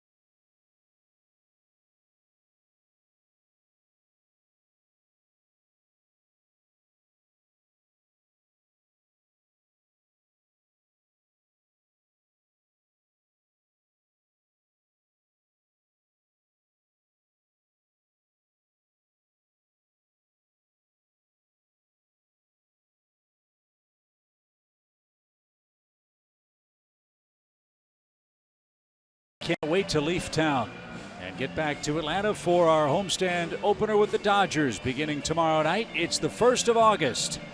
And great ticket deals available. Ticket prices starting at just $9 for that series with the red-hot Los Angeles Dodgers. Great values all over SunTrust Park. Get your tickets today at Braves.com. A little bit of rest for Ian Kroll, too. He has not pitched in this series and probably needed it. He had given up 2 runs in each of his last 2 outings to the Diamondbacks. A bunt, and it's a beauty. Kroll off balance throw to first. And that's how the Phillies' 6th starts. A bunt single for Hernandez, who's got 2 more hits and 7 hits in the series. 4 bunt singles for them in the last 2 days. 2 by Hernandez, 2 by Herrera. And boy, they have been good ones. Somewhere Brett Butler is smiling. So here's Galvis. He's flied out twice and reached on a force play. And later scored on a Joseph long single to right center. He scored from first when Joseph hit a 3-2 pitch.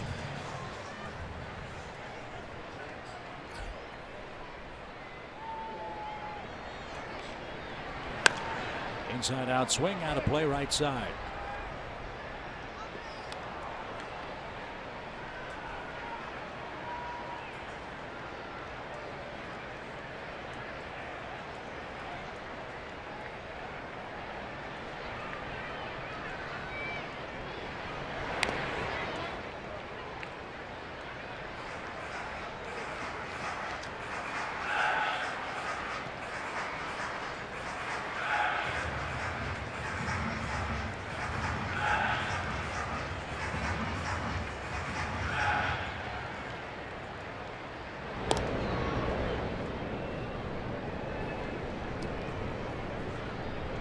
Braves bullpen has had to work a lot this month.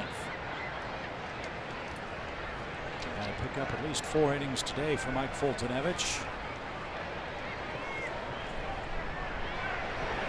And that's way high.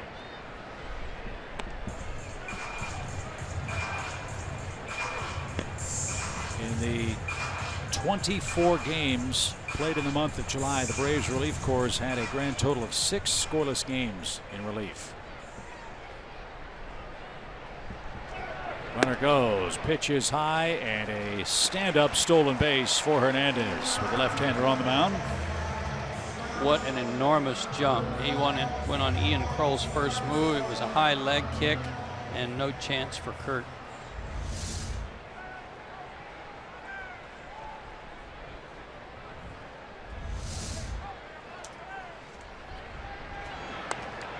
With the number of innings the Braves will have to pitch out of the pen today, it's going to be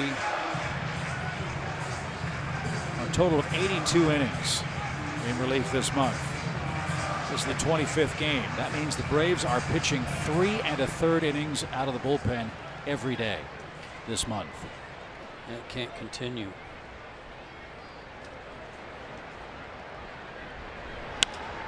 Little pop. Phillips drifts out and makes the over-the-shoulder catch. Nice play for Brandon.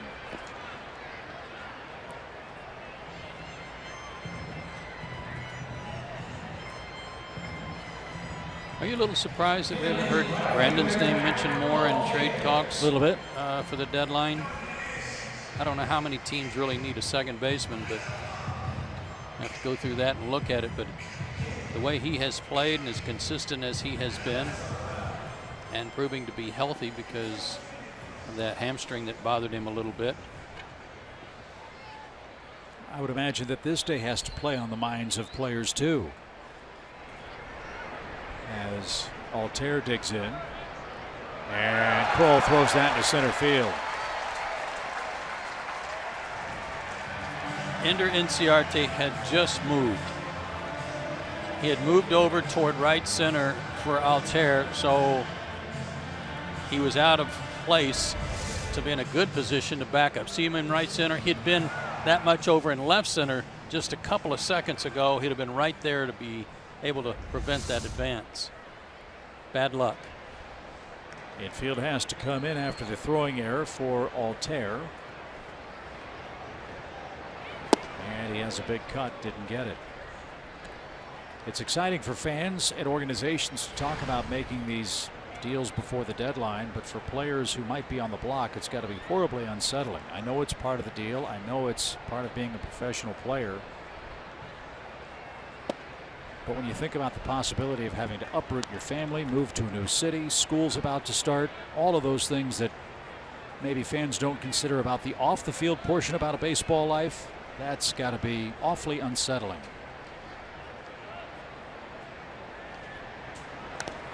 And I would assume it's why players work so hard to stay with the team long enough to have the right to veto a trade with their 10-year and 5-year rights.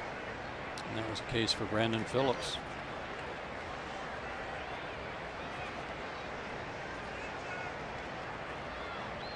One ball, 2 strikes. Broken bat roller. Freddie's going to charge. He's going to have only one play. High throw, but Adams came off the bag to apply the tag. Altair broke his bat, but he put it in play and brings home the Phillies' 6th run. Well, that's the only way you can hit a ground ball with the infield in and hit it to the third baseman and still score him. Helps to have a speedy runner going on contact too, like Hernandez. Nice save there by Matt Adams. So Altair with his 4th RBI in the series brings up Tommy Joseph. All he did was go 3 for 3 with a couple of RBIs against Fultonevich. So the lead again, 5 runs for the Phils, and that's down low.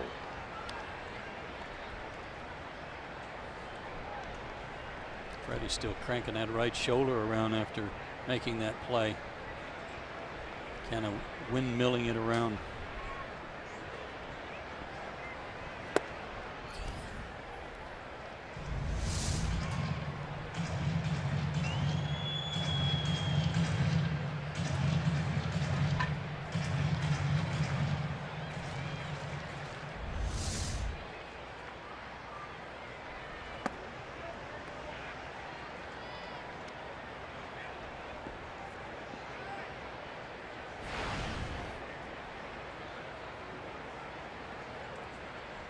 Phillies once again 5 runs or more is something they've been doing a lot over the last 2-3 weeks.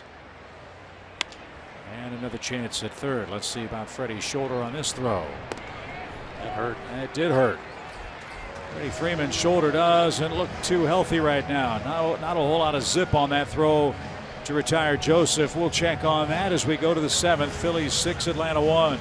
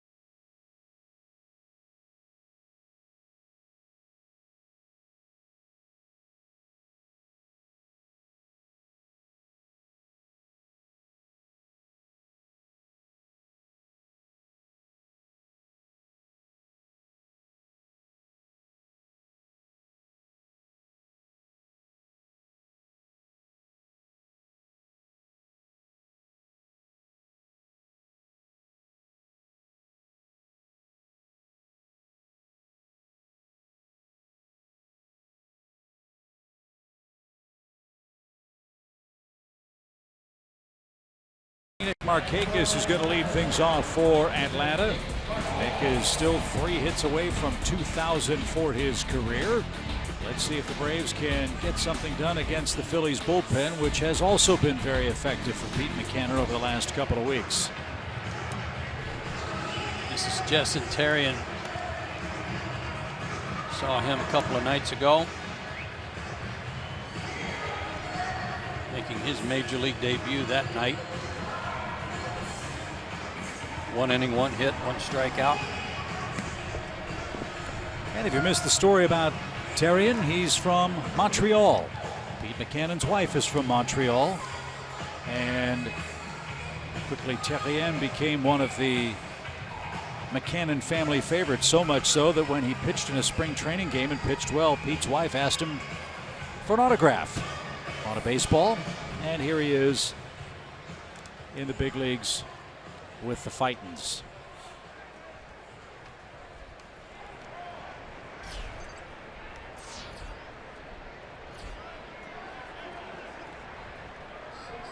Biggest story of the day for the Phillies was Nick Pivetta. 6 innings of 1-run ball. And only 3 hits allowed to the Braves, who have run into buzzsaw pitching in LA, Arizona, and here in Philadelphia. 95 pitches for Pivetta in those 6 innings.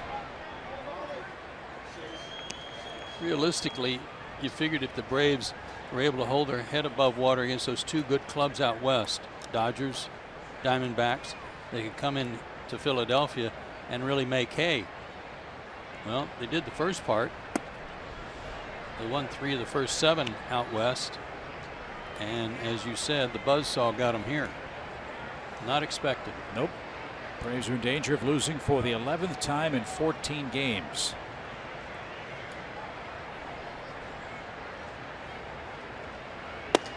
A strike to Nick Markakis.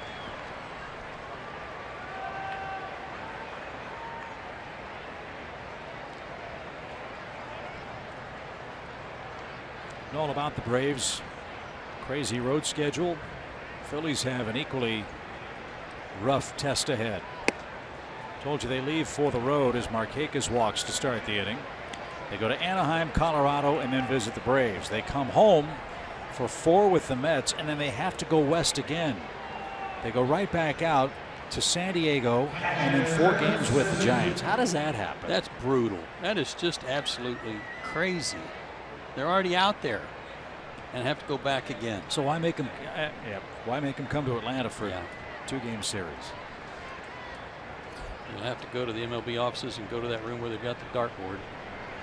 Well, hopefully that's going to be fixed next year too. I believe there's a new scheduling operation that's going to take place, and there will be some Major League Baseball mandated earlier start times for getaway days. If your flight is greater than 2.5 hours, the latest you can start a game, I think, is 4:30 local time.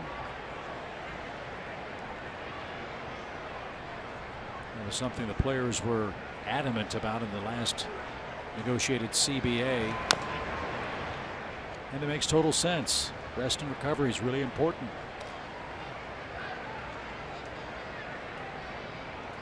No balls, 2 strikes for Kurt Suzuki, who's flied out to left twice.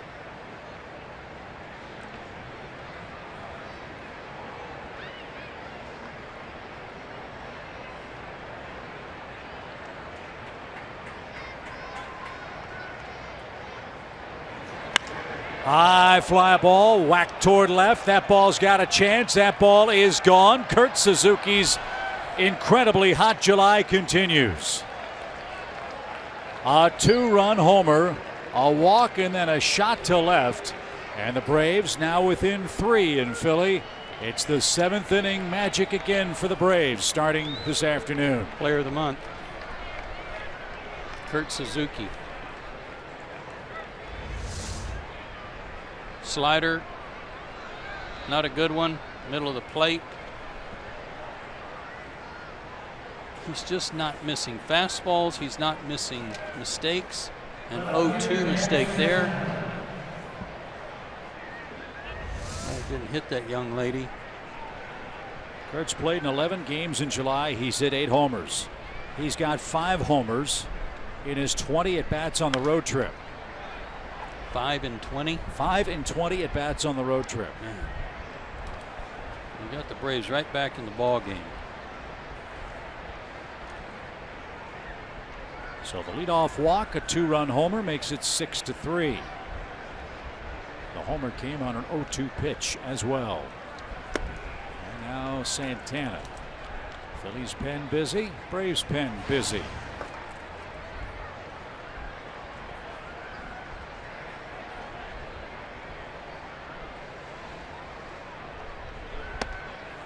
And Terrien is badly outside.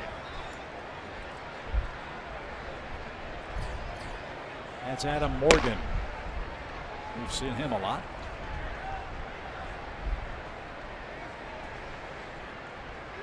Smoke down the right field line. That's a fair ball and headed for the corner. Santana on his way to second. He's going to stop there. Ron Washington with both hands up. Santana picked up his coach. And Terrien has been hit hard. A walk, a homer, now a double. And things getting more and more interesting for the Braves late. Good day for Danny Santana. A triple, now a double. No stride, another slider that looked like more like a cutter that just stayed in the middle of the plate, and he didn't miss that one.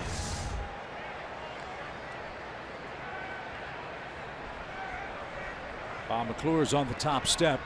Morgan's loosening up, meeting on the mound to buy Morgan some more time, and now McClure's going to come out and stall some more. See, this is another rule I would try to implement. You just had the infielders come in and delay the game. If you then go to the mound as a coach, you got to take him out. This is a second delay before the next pitch is thrown. It's not a second visit by a coach or manager, but serves the same purpose.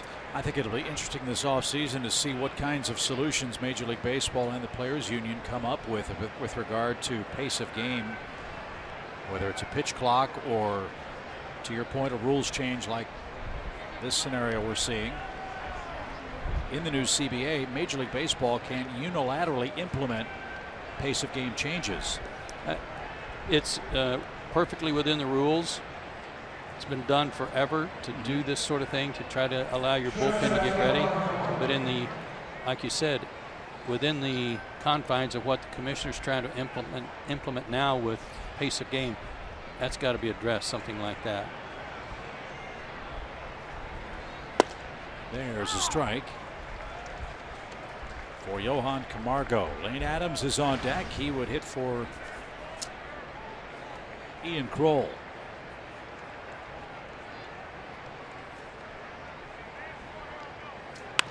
Ground ball to the right side. That'll get the runner to third. Productive out for Camargo. And now Adams a chance to bring the Braves 1 or 2 runs closer. Yeah, that may seem insignificant when you're behind, but in the 7th inning for the Braves to have a chance to get another run in here without having to get a base hit, that was a big deal for Camargo to get him over.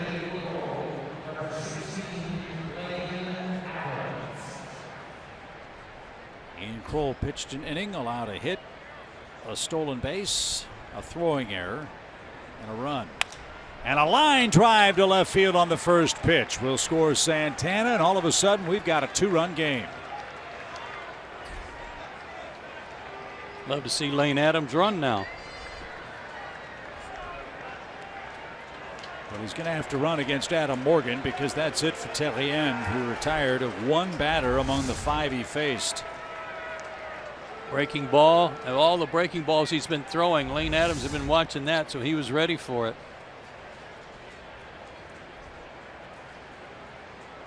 So the native of Montreal won't hear "Yippee" as he heads to the dugout. He's allowed 3 Atlanta runs in the 7th, and we've got a 6-4 game.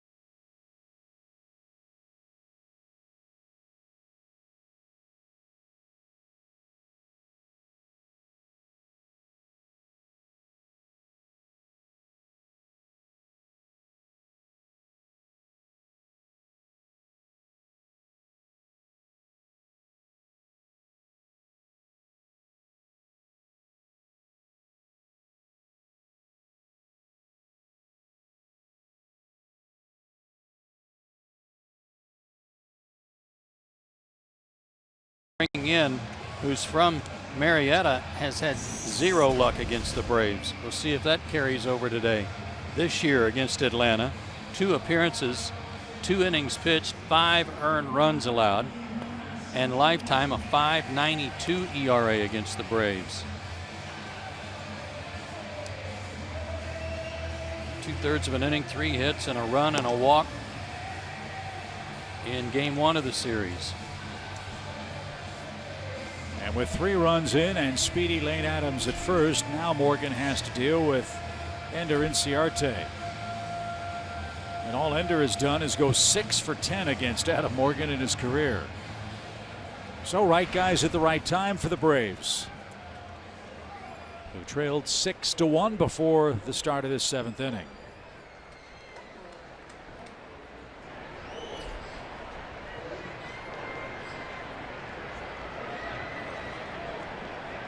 Morgan ready, here it comes. Fly ball well hit toward left, but Kim is there and he's got it.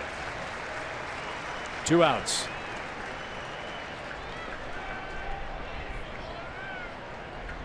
And Brandon Phillips is coming up.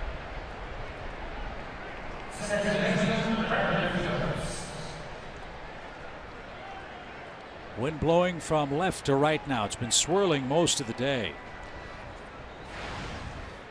See if Phillips can pop one over the scoreboard and right.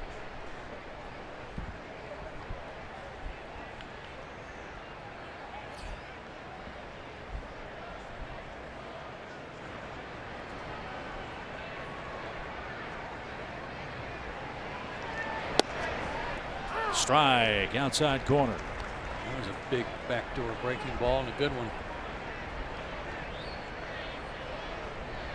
Braves are trying to get Mike Fultonevich off the hook and spoil Nick Pavetta's chance for win number 4. Runner goes, pitch outside, throw to second is late. Adams to the backside of the base, beat the throw. Boy, can he run. Man, can he run. Great weapon. Throw was just to the third base side of the bag. His foot to the right field side. That was the difference. Lane Adams has 6 stolen bases in 35 games. That's 6 steals. His 3rd most on the team. Swing and a miss. Inciarte with 13. Brandon Phillips has 9. They play all the time. Adams has been up and down between the Braves and AAA and is an extra player.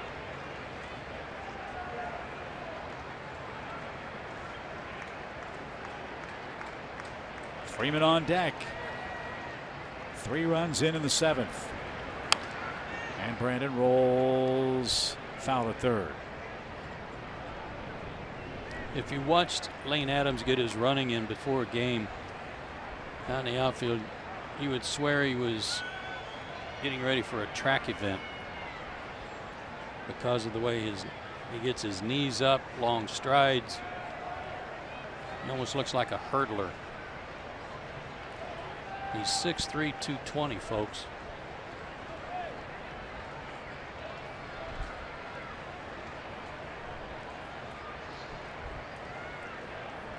And what's the name of the tiny town he's from in Oklahoma? Red Oak.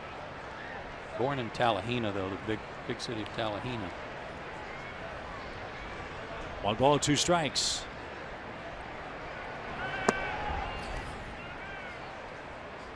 Population 300, 500, something like that. Yeah. I mean, so when you consider the odds of a player like Lane Adams getting to the major leagues, pretty incredible.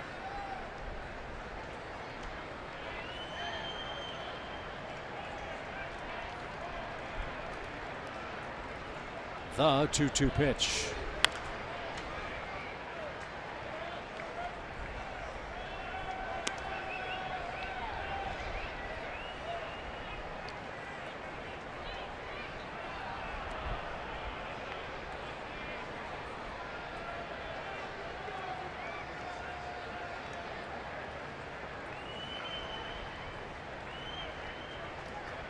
A hit means a run and a 1-run game, perhaps.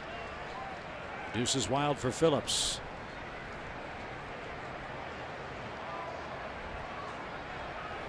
He was 0 for 2 in brief action against Adam Morgan.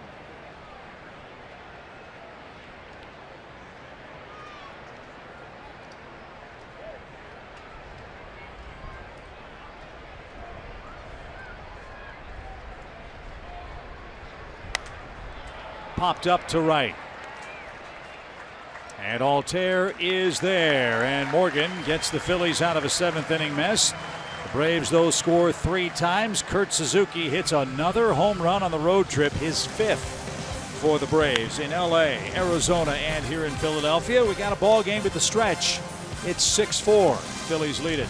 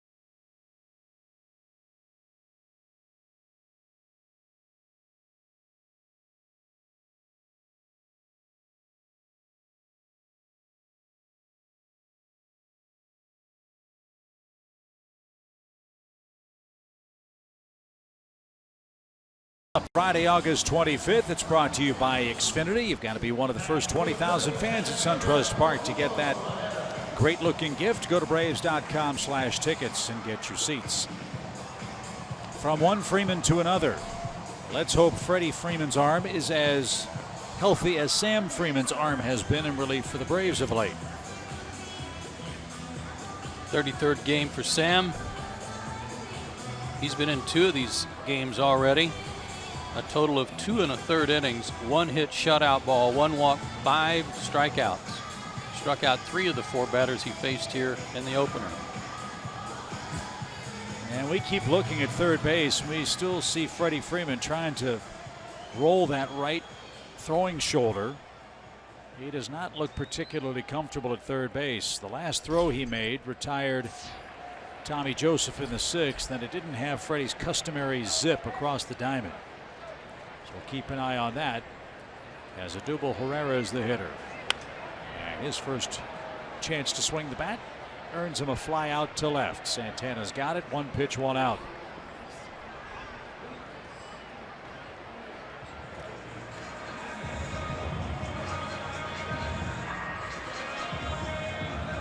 Here's Franco, 1 for 3.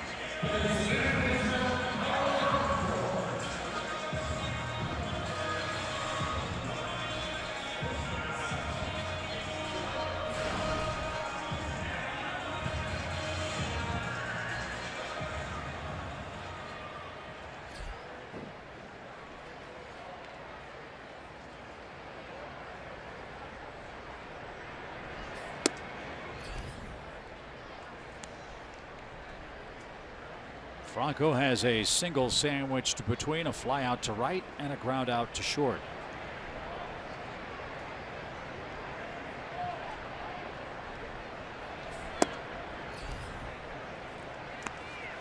Freddie Freeman's due up first to start the 8th inning. They already have a left-hander in the game in Adam Morgan, but they've got another lefty, their other lefty, Hobie Milner, loosening up, who has given Freddie fits in this series.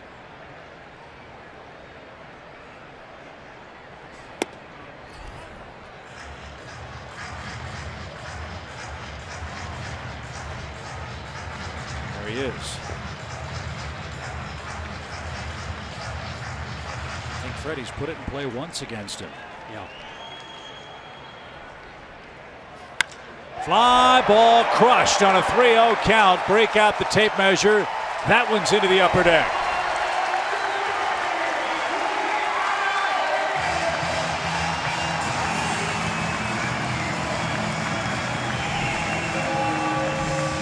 That is a big run, and it is something we have seen a lot as well on the trip. Just when the Braves creep a little closer, those add-on opponent runs are absolutely heartbreaking.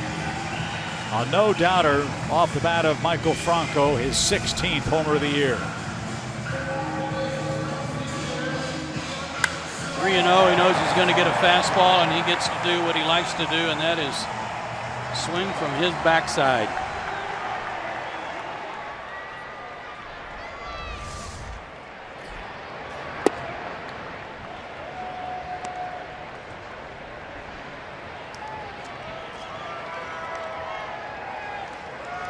That one 424 feet away. As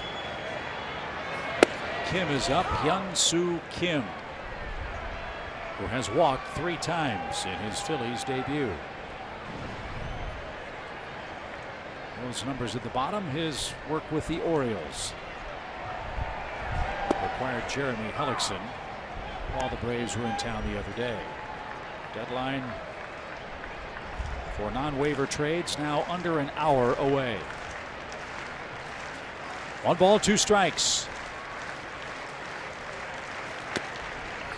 And Suzuki couldn't hang on.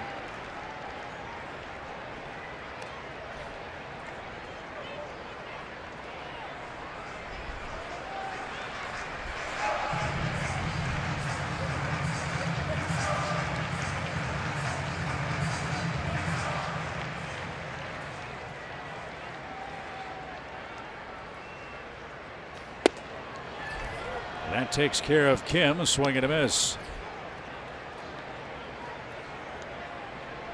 2 outs. The home run that Franco hit a moment ago is the 14th, I believe, given up by the Braves this month.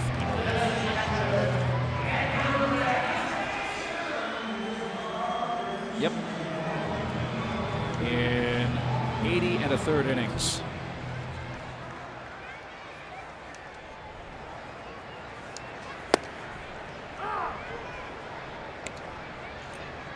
Sixth homer Philly has hit in this series.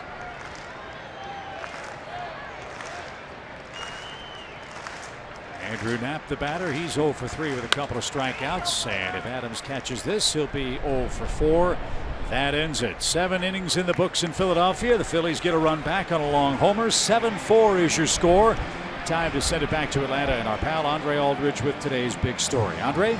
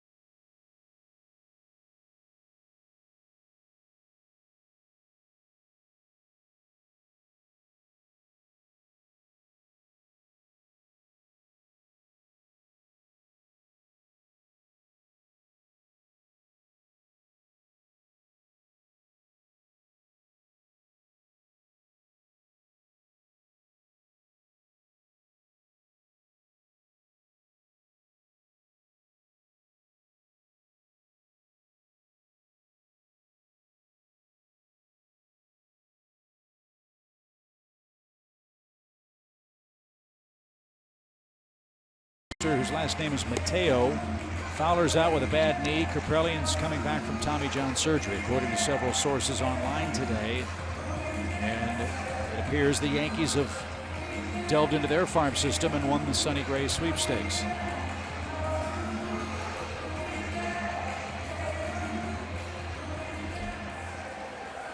So Gray, who was scheduled to start today for the Athletics against San Francisco, will instead head to the airport. And Freddie Freeman leads off the Atlanta 8th. Freddie is 0 for 3 today. Struck out his last time up. And he jumps on the first pitch and skies one toward left. Kim on the run. He's gone as far as he can go, and Freddie Freeman right down the left field line hits a home run. Well, they stayed with Adam Morgan. Didn't bring in Milner. And that just cost him a run. Boy, is that home run by Franco a big one. Darn it. Yeah, 2 runs allowed by the Braves the last 2 innings. Those don't score. The Braves would have battled back to tie it. So that one right down the left field line. As we told you, Freddie Freeman continues his excellent hitting in this ballpark. A solo home run, his 19th. Another visit by Bob McClure. That'll give the Phillies pen some more time to work. And Morgan's troubles as well against the Braves continue today.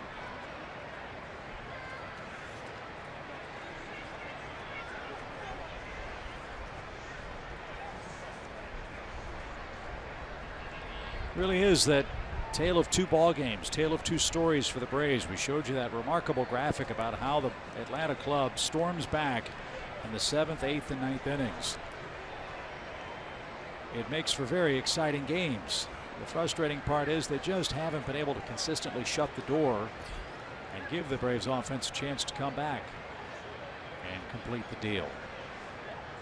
They're 2 runs down. The Braves have 6 outs left.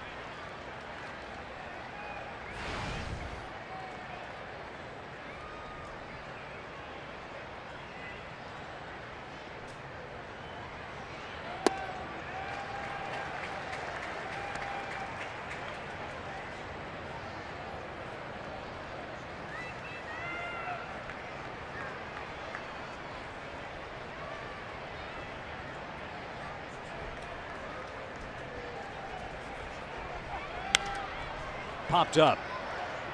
Lone Ranger on the left side of the infield is Franco, and he stays with it. Wind pushed that toward the Braves dugout. And there's the first out of the 8th inning. Matt Adams splits continue to haunt him a little bit. 188 coming in, 188 against lefties, 311 against right-handers.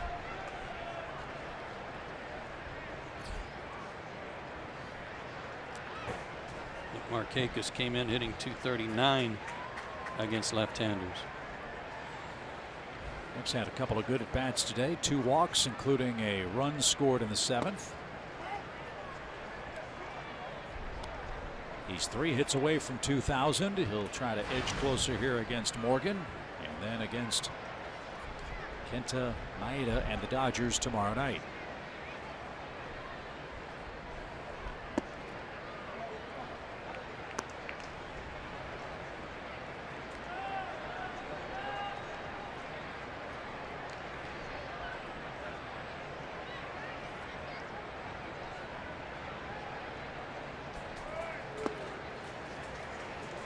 Not even close. Didn't offer at those first 2 breaking balls, and they missed. They've got a right-hander in their bullpen with Suzuki due up next. Pretty evident that this will be the last hitter Morgan faces no matter what. Well, a walk and a blast would be just fine. There's one half of the equation as Markakis walks for the 3rd time. So the Philly fanatics below us are saying, get Morgan out. Well, they obviously heard you in the Phillies dugout, and here comes Pete Buchanan, and that's the end of the line for Adam Morgan. He pitches 1 inning. He allows 1 hit, 1 run so far, 1 walk, no strikeouts, and the Braves' 2nd homer of the day. Luis Garcia is going to come on and pitch. Cameron Perkins will take over in left for Kim. Double switch for the Phillies. We'll tell you about Luis Garcia when we come right back.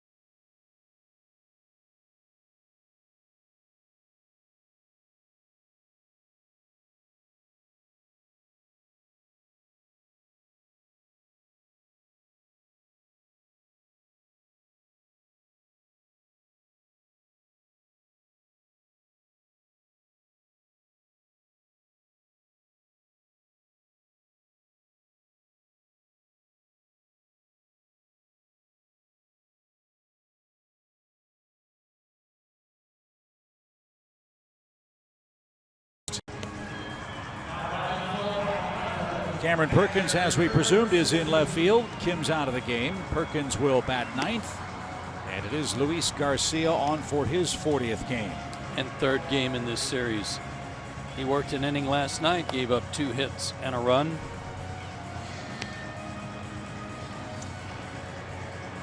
Issued an intentional pass and struck out a batter. And worked an inning and a 3rd the night before. Throws hard, has a good split finger.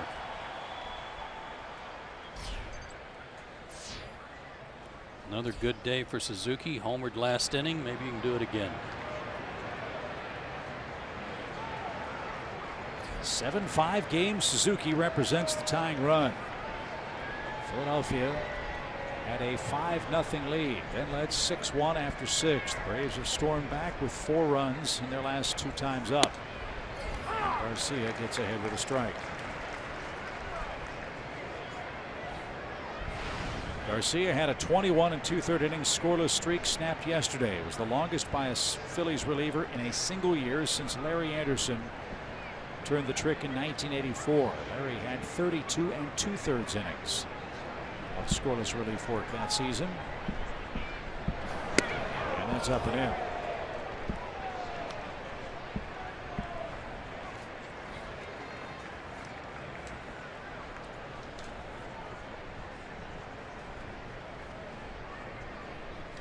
As I've said, Braves have been streak snappers on this road trip. The big streak they want to snap is an 0-6 run in this park this year. They're 2 runs down late. They needed to do something on Suzuki to move him back. That was a good purpose pitch. Good time to come back with the split finger.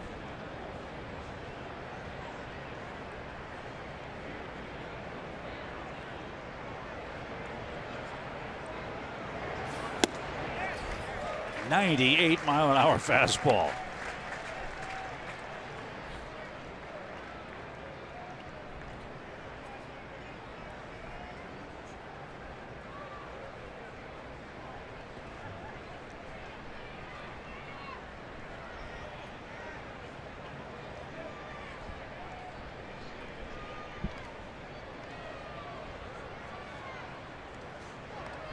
Now the 1-2 pitch is jammed toward third. Franco, nice play, fires to second. A momentary bobble there by Cesar Hernandez, but he held on. Markakis forced Suzuki at first with 2 outs. Nice glove work here by Maikel Franco.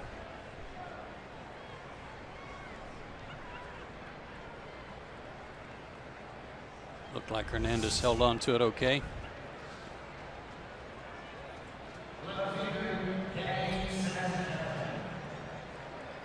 Santana's reached on a fielder's choice. He's tripled, he's doubled, he's scored 2.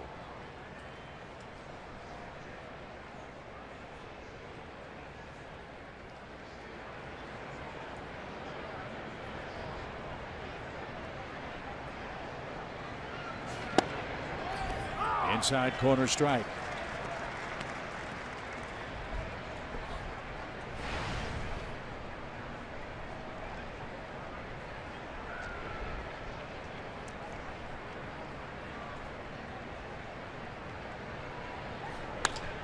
Down the left field line. That's going to get down for a hit. Perkins played that well. He's going to throw back to second. And all hands are safe. So Santana has a triple, a double, and a single today. And that brings up Johan Camargo, who with one swing of the bat could put the Braves in front. Phillies infielders are looking at Perkins out in left field like, what are you doing? Galvis and Franco both wanting him to throw the ball to third base rather than try to throw behind the runner, because if it got by Hernandez, there was nobody to back that play up.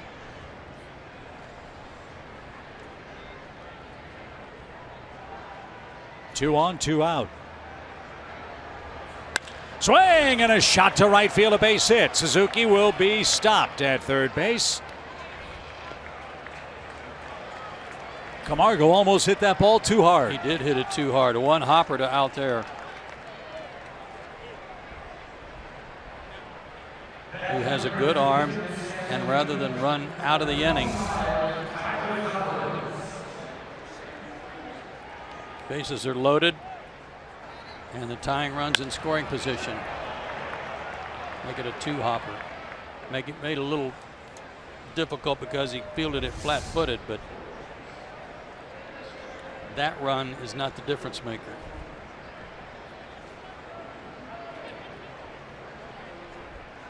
Bob McClure needs a visit to the mound endorsement.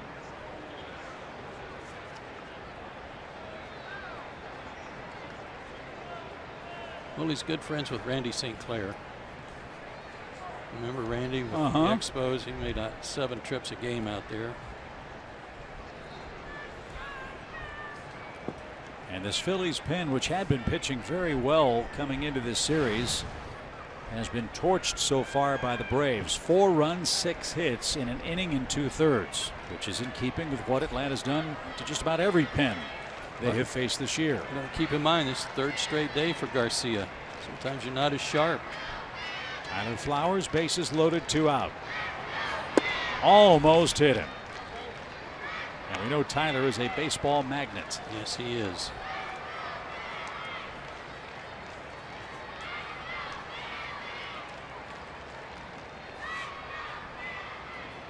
Tyler 2 for 3 with a homer off this guy.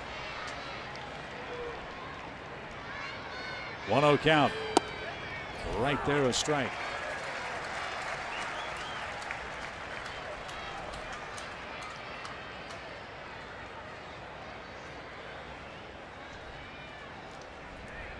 Can the Braves come up with a big hit with runners in scoring position here? Flowers has an even count.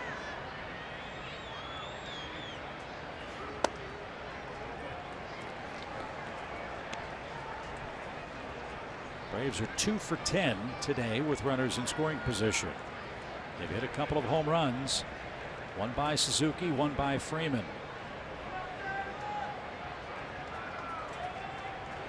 Tyler ahead. Now the pitch. Swing and a miss at 99 miles an hour. So here's where Garcia wants action. He doesn't want to go to a full count. Well, when you got 99 in your pocket, you can afford to do that.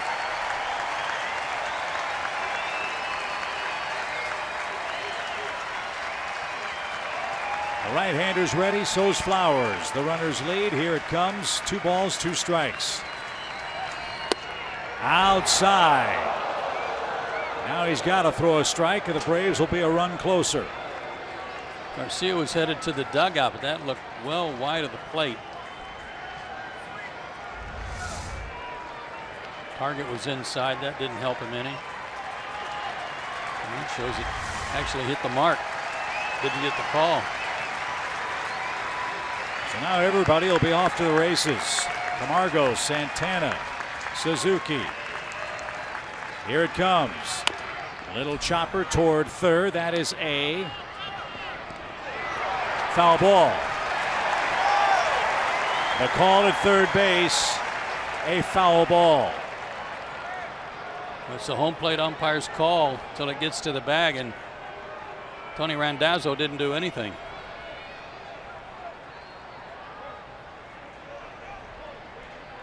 Yeah, see, he's saying your call.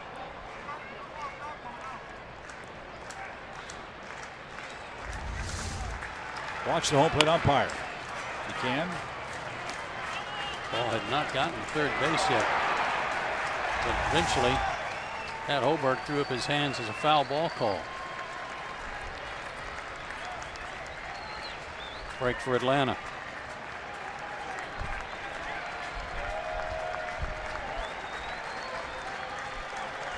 Again, the runners lead, and Flowers steps out. Now Knapp will go to the mound.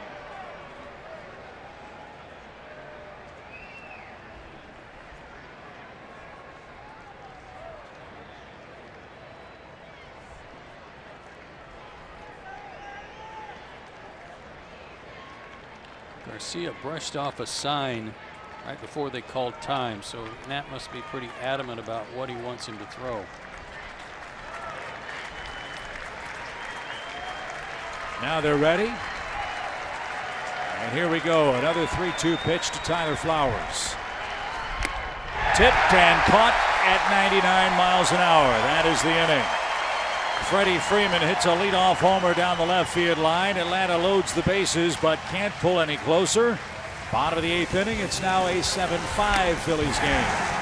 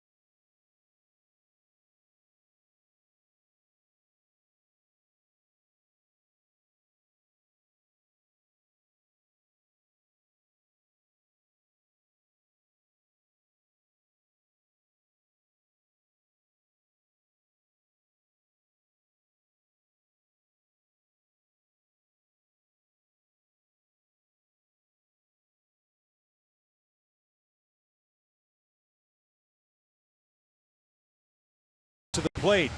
They're down 7-5. You see the Phillies with a couple of runs in each of their last 2 innings up. It's Jason Hirsch now for the Braves, making his 8th appearance in the big leagues. He worked a few days ago in this series after being recalled yet again from Gwinnett, and was not a good outing for him. 2 innings, 4 hits, a couple of runs, including a home run. But his job clear. Got to hold him right there. Braves offense is on a roll. They've been getting guys on. They've closed the gap to 2, as they usually do late in the ball game.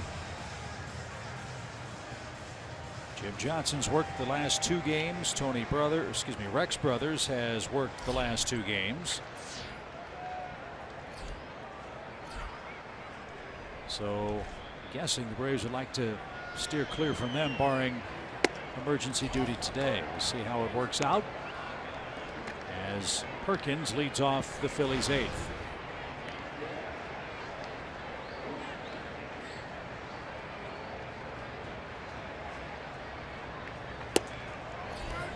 And off the plate. 2 balls, no strikes.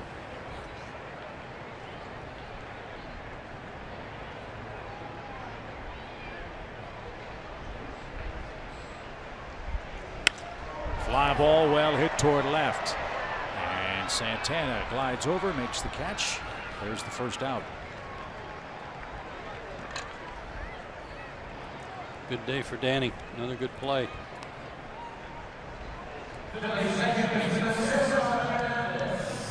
Back to the top, and Cesar Hernandez. He's gotten on base 3 more times today. He's tripled. He's bunted for a single, stolen a base. He's scored twice, and he's walked. That gives Hernandez 7 hits against the Braves in this series. Hernandez, Galvis, and Altair have combined for 16 hits in the 4 games so far.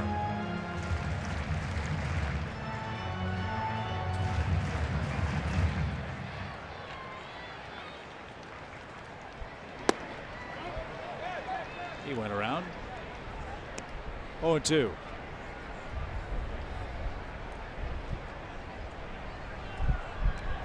Braves will have the top of the order coming up in the 9th inning. Inciarte, Phillips, and Freddie Freeman again, after sending 7 to the plate in the 8th. Hector Neris, who's now their closer and who has picked up 2 wins each of the last 2 nights on their walk-off wins. Today would be his 3rd day in a row if they choose to use him.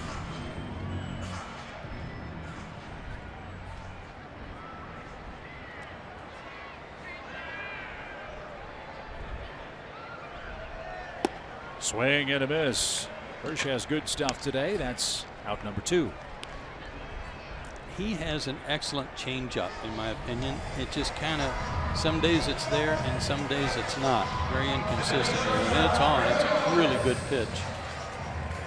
He opened our eyes in spring training when we did some games down at Champions Stadium. There it is. We looked at each other and said, wow, if this guy doesn't make the team out of spring training, that's going to be some kind of bullpen. As good as he looked. And he's looked good today. Here's Galvis. Strike 1 to him. He's got a high leg kick and a long arm action, so that's one of the parts of his deception.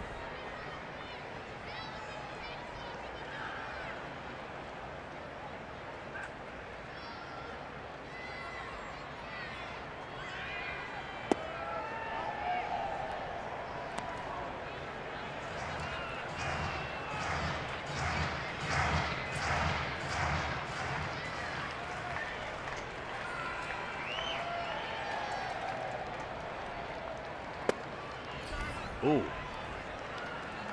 Galvis might have influenced that call with his jackknife out of the way. 2 balls and a strike.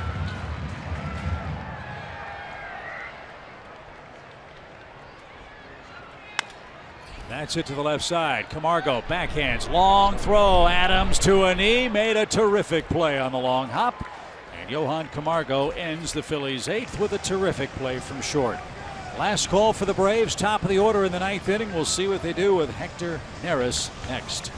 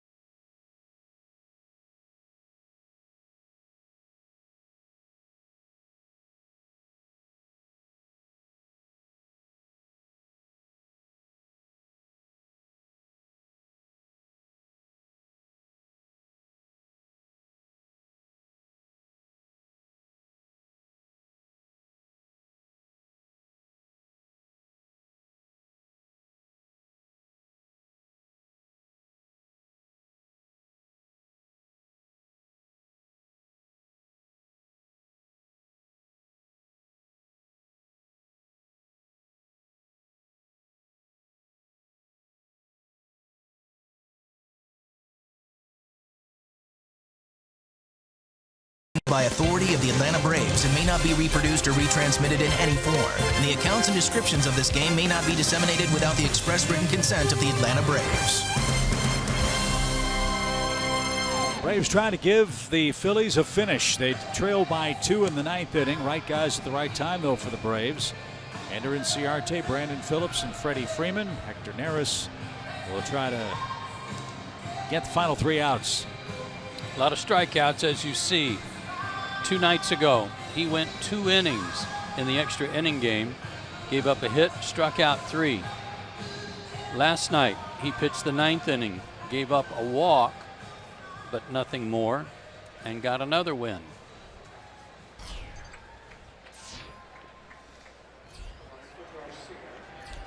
Throws hard, doesn't throw as hard as Garcia, but also has a split finger.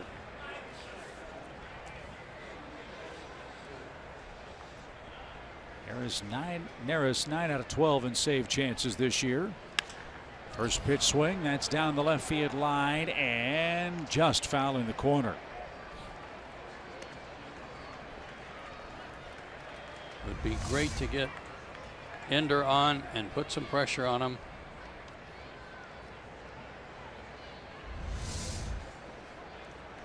Had that pressure there last inning, bases loaded, but with 2 outs, and Garcia really reared back and got after it when he struck out Tyler Flowers.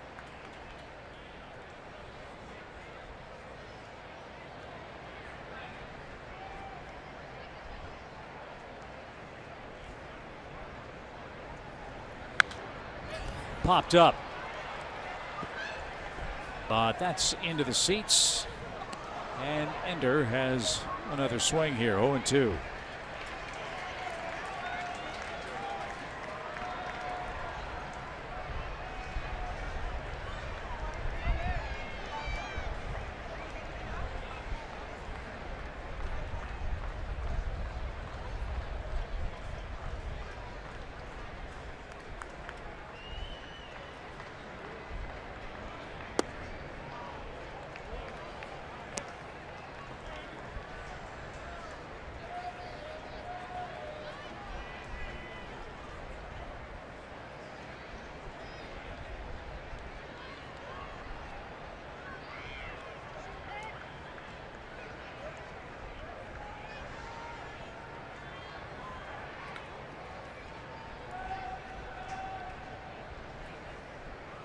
Neris taking a long time.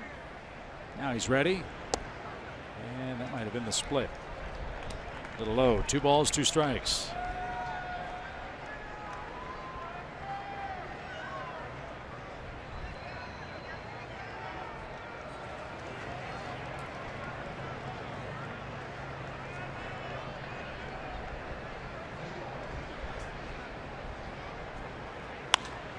Popped up. This one, though, is going to stay on the diamond.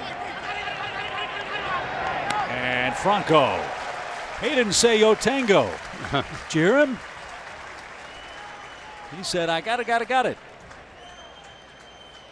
So, no tango, no problemo. He takes care of Inciarte, 1 out. Well, he called it right away, too. That took the pressure off Tommy Joseph, who's not a speedster, coming in on pop-ups.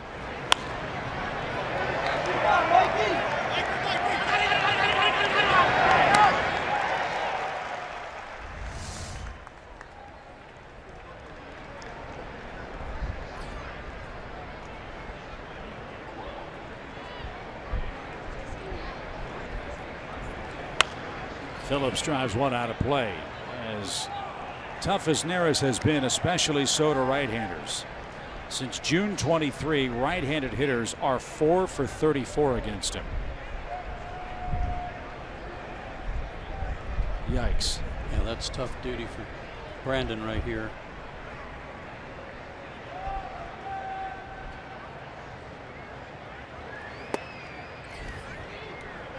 He said he doesn't throw as hard as Garcia. Well, he's pretty close.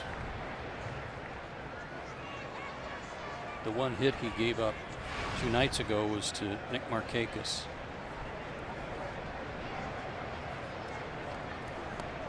How about that? He just hit Brandon Phillips. And Pete Maccannon's worst nightmare just happened, because now Neris has to face Freddie Freeman, who represents the tying run.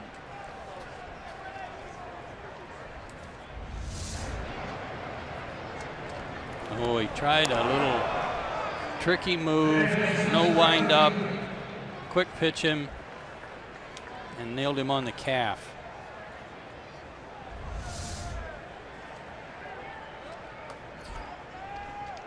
Freeman 0 for 8.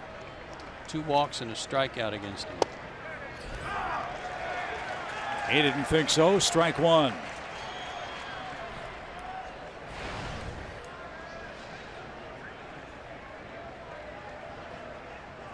But you like your chances when Freddie's up there, especially when he's 0 for 8.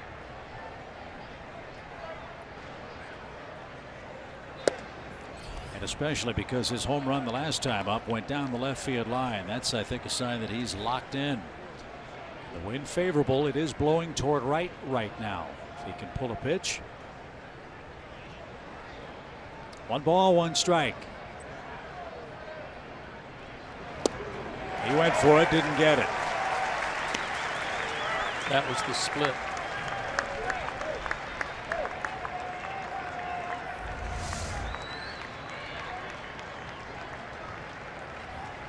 Spinning almost like a screwball.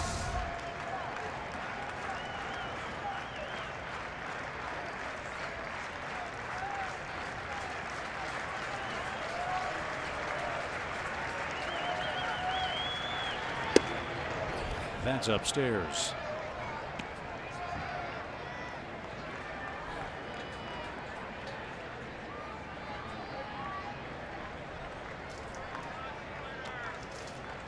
Got to respect that fastball. It's high 90s.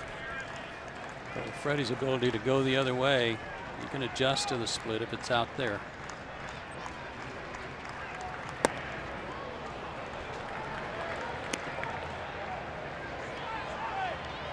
Now, does he have the confidence to throw that 3-2, that split? Because if he doesn't, and he throws the fastball needing a strike, Freddie might really ride on one. The pitch is back to the screen.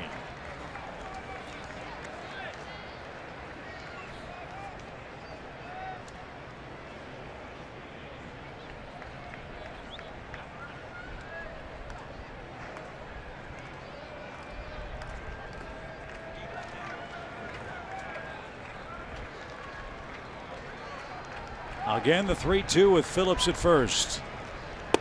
He lost him inside. Ball 4. Tying runs are on. Go ahead run comes to the plate. It's Matt Adams' turn. Good at bat by Freddie. They tried to go right back in where they got a call on the first strike, and he missed that spot twice.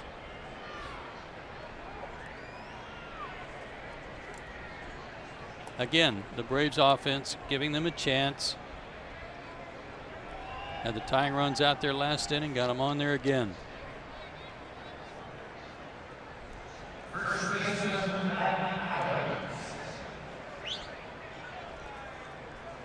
Matt Adams, the hitter. He doubled his first time up. Neris has allowed 1 homer in his last 35 1/3 innings, dating back to early May. A long one here would put the Braves in front. And he can't find the strike zone. Ball 1. The Phillies get someone up in their pen. Matt didn't face him yesterday, but did see him 2 nights ago. Struck out.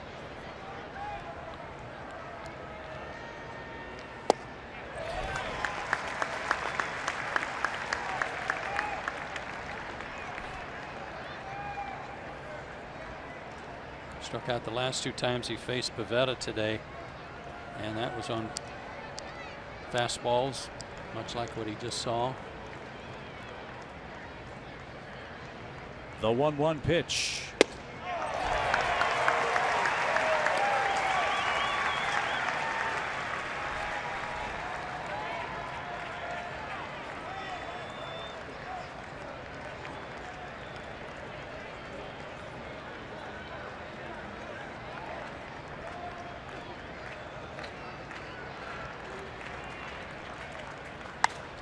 popped him up.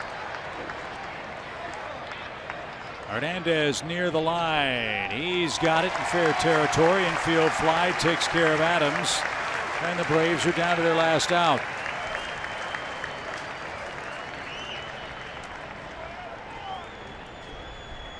Braves are 2 for 12 with runners in scoring position today. 10 for their last 66. We talked about Brian Snitker's lineup after Matt Kemp was injured and how rare it is that he's had 3 left-handers in a row in the lineup. It's paying off today because of those numbers you talked about with Neris and how hard it is for right-handers to get a hit off of him. 3rd lefty in a row. And Nick's seen the ball well today. He's walked 3 times and scored once. Had a good cut at that one, fouled it back, strike 1.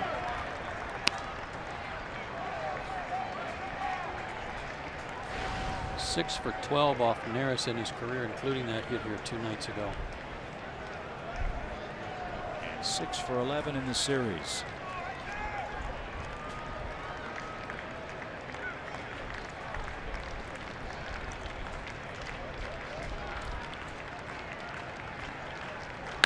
Hot shot, fair ball down the right field line. It's going to ricochet off that crazy fence. Phillips will score. Freeman on his way to third base, and Nick Markakis brings the Braves to within a run. Doggone it. That gets down there in the corner and rattles around. There's a chance Freddie could have scored. And again, Nick tears up Neris, keeps it fair. Right off the point of that. It gets 1 in and gets the tying run to third, but if it gets down there in the corner, anything could have happened. So as you said, Neris has been busy in the series. His stuff is not as crisp. Nick Markakis with hit number 1998 in his career. It's a run scoring hit. And the Braves are now down 7-6 in the 9th with runners at the corners and 2 outs.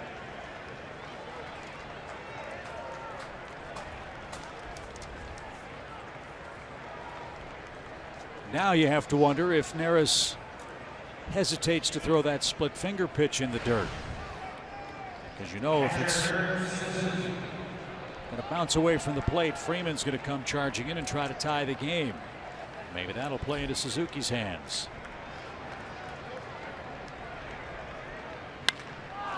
A shot to left into the seats and foul. Oh boy, Suzuki wants that one back.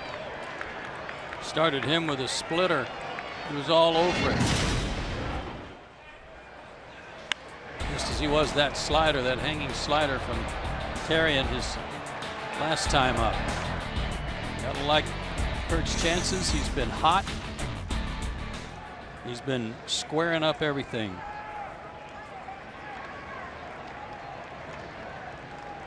No balls and a strike.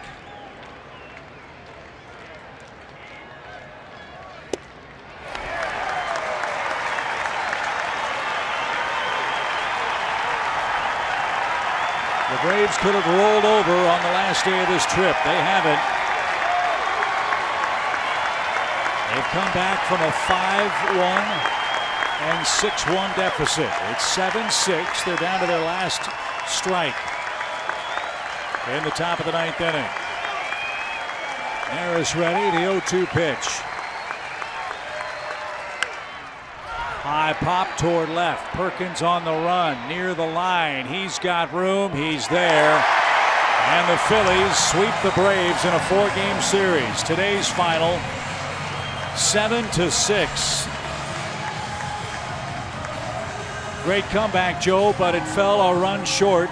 And for the first time since 1949, a Braves team has swept in 4 games in Philadelphia. I sure didn't see this coming, but I sure applaud the Braves offense for battling back on this last day of a long trip and making it close and having the tying run at third. Braves wrap up a 3-8 road trip. We're home with the Dodgers tomorrow. We'll preview the homestand and wrap up our series at Citizens Bank Park on Braves Live. That's coming right up.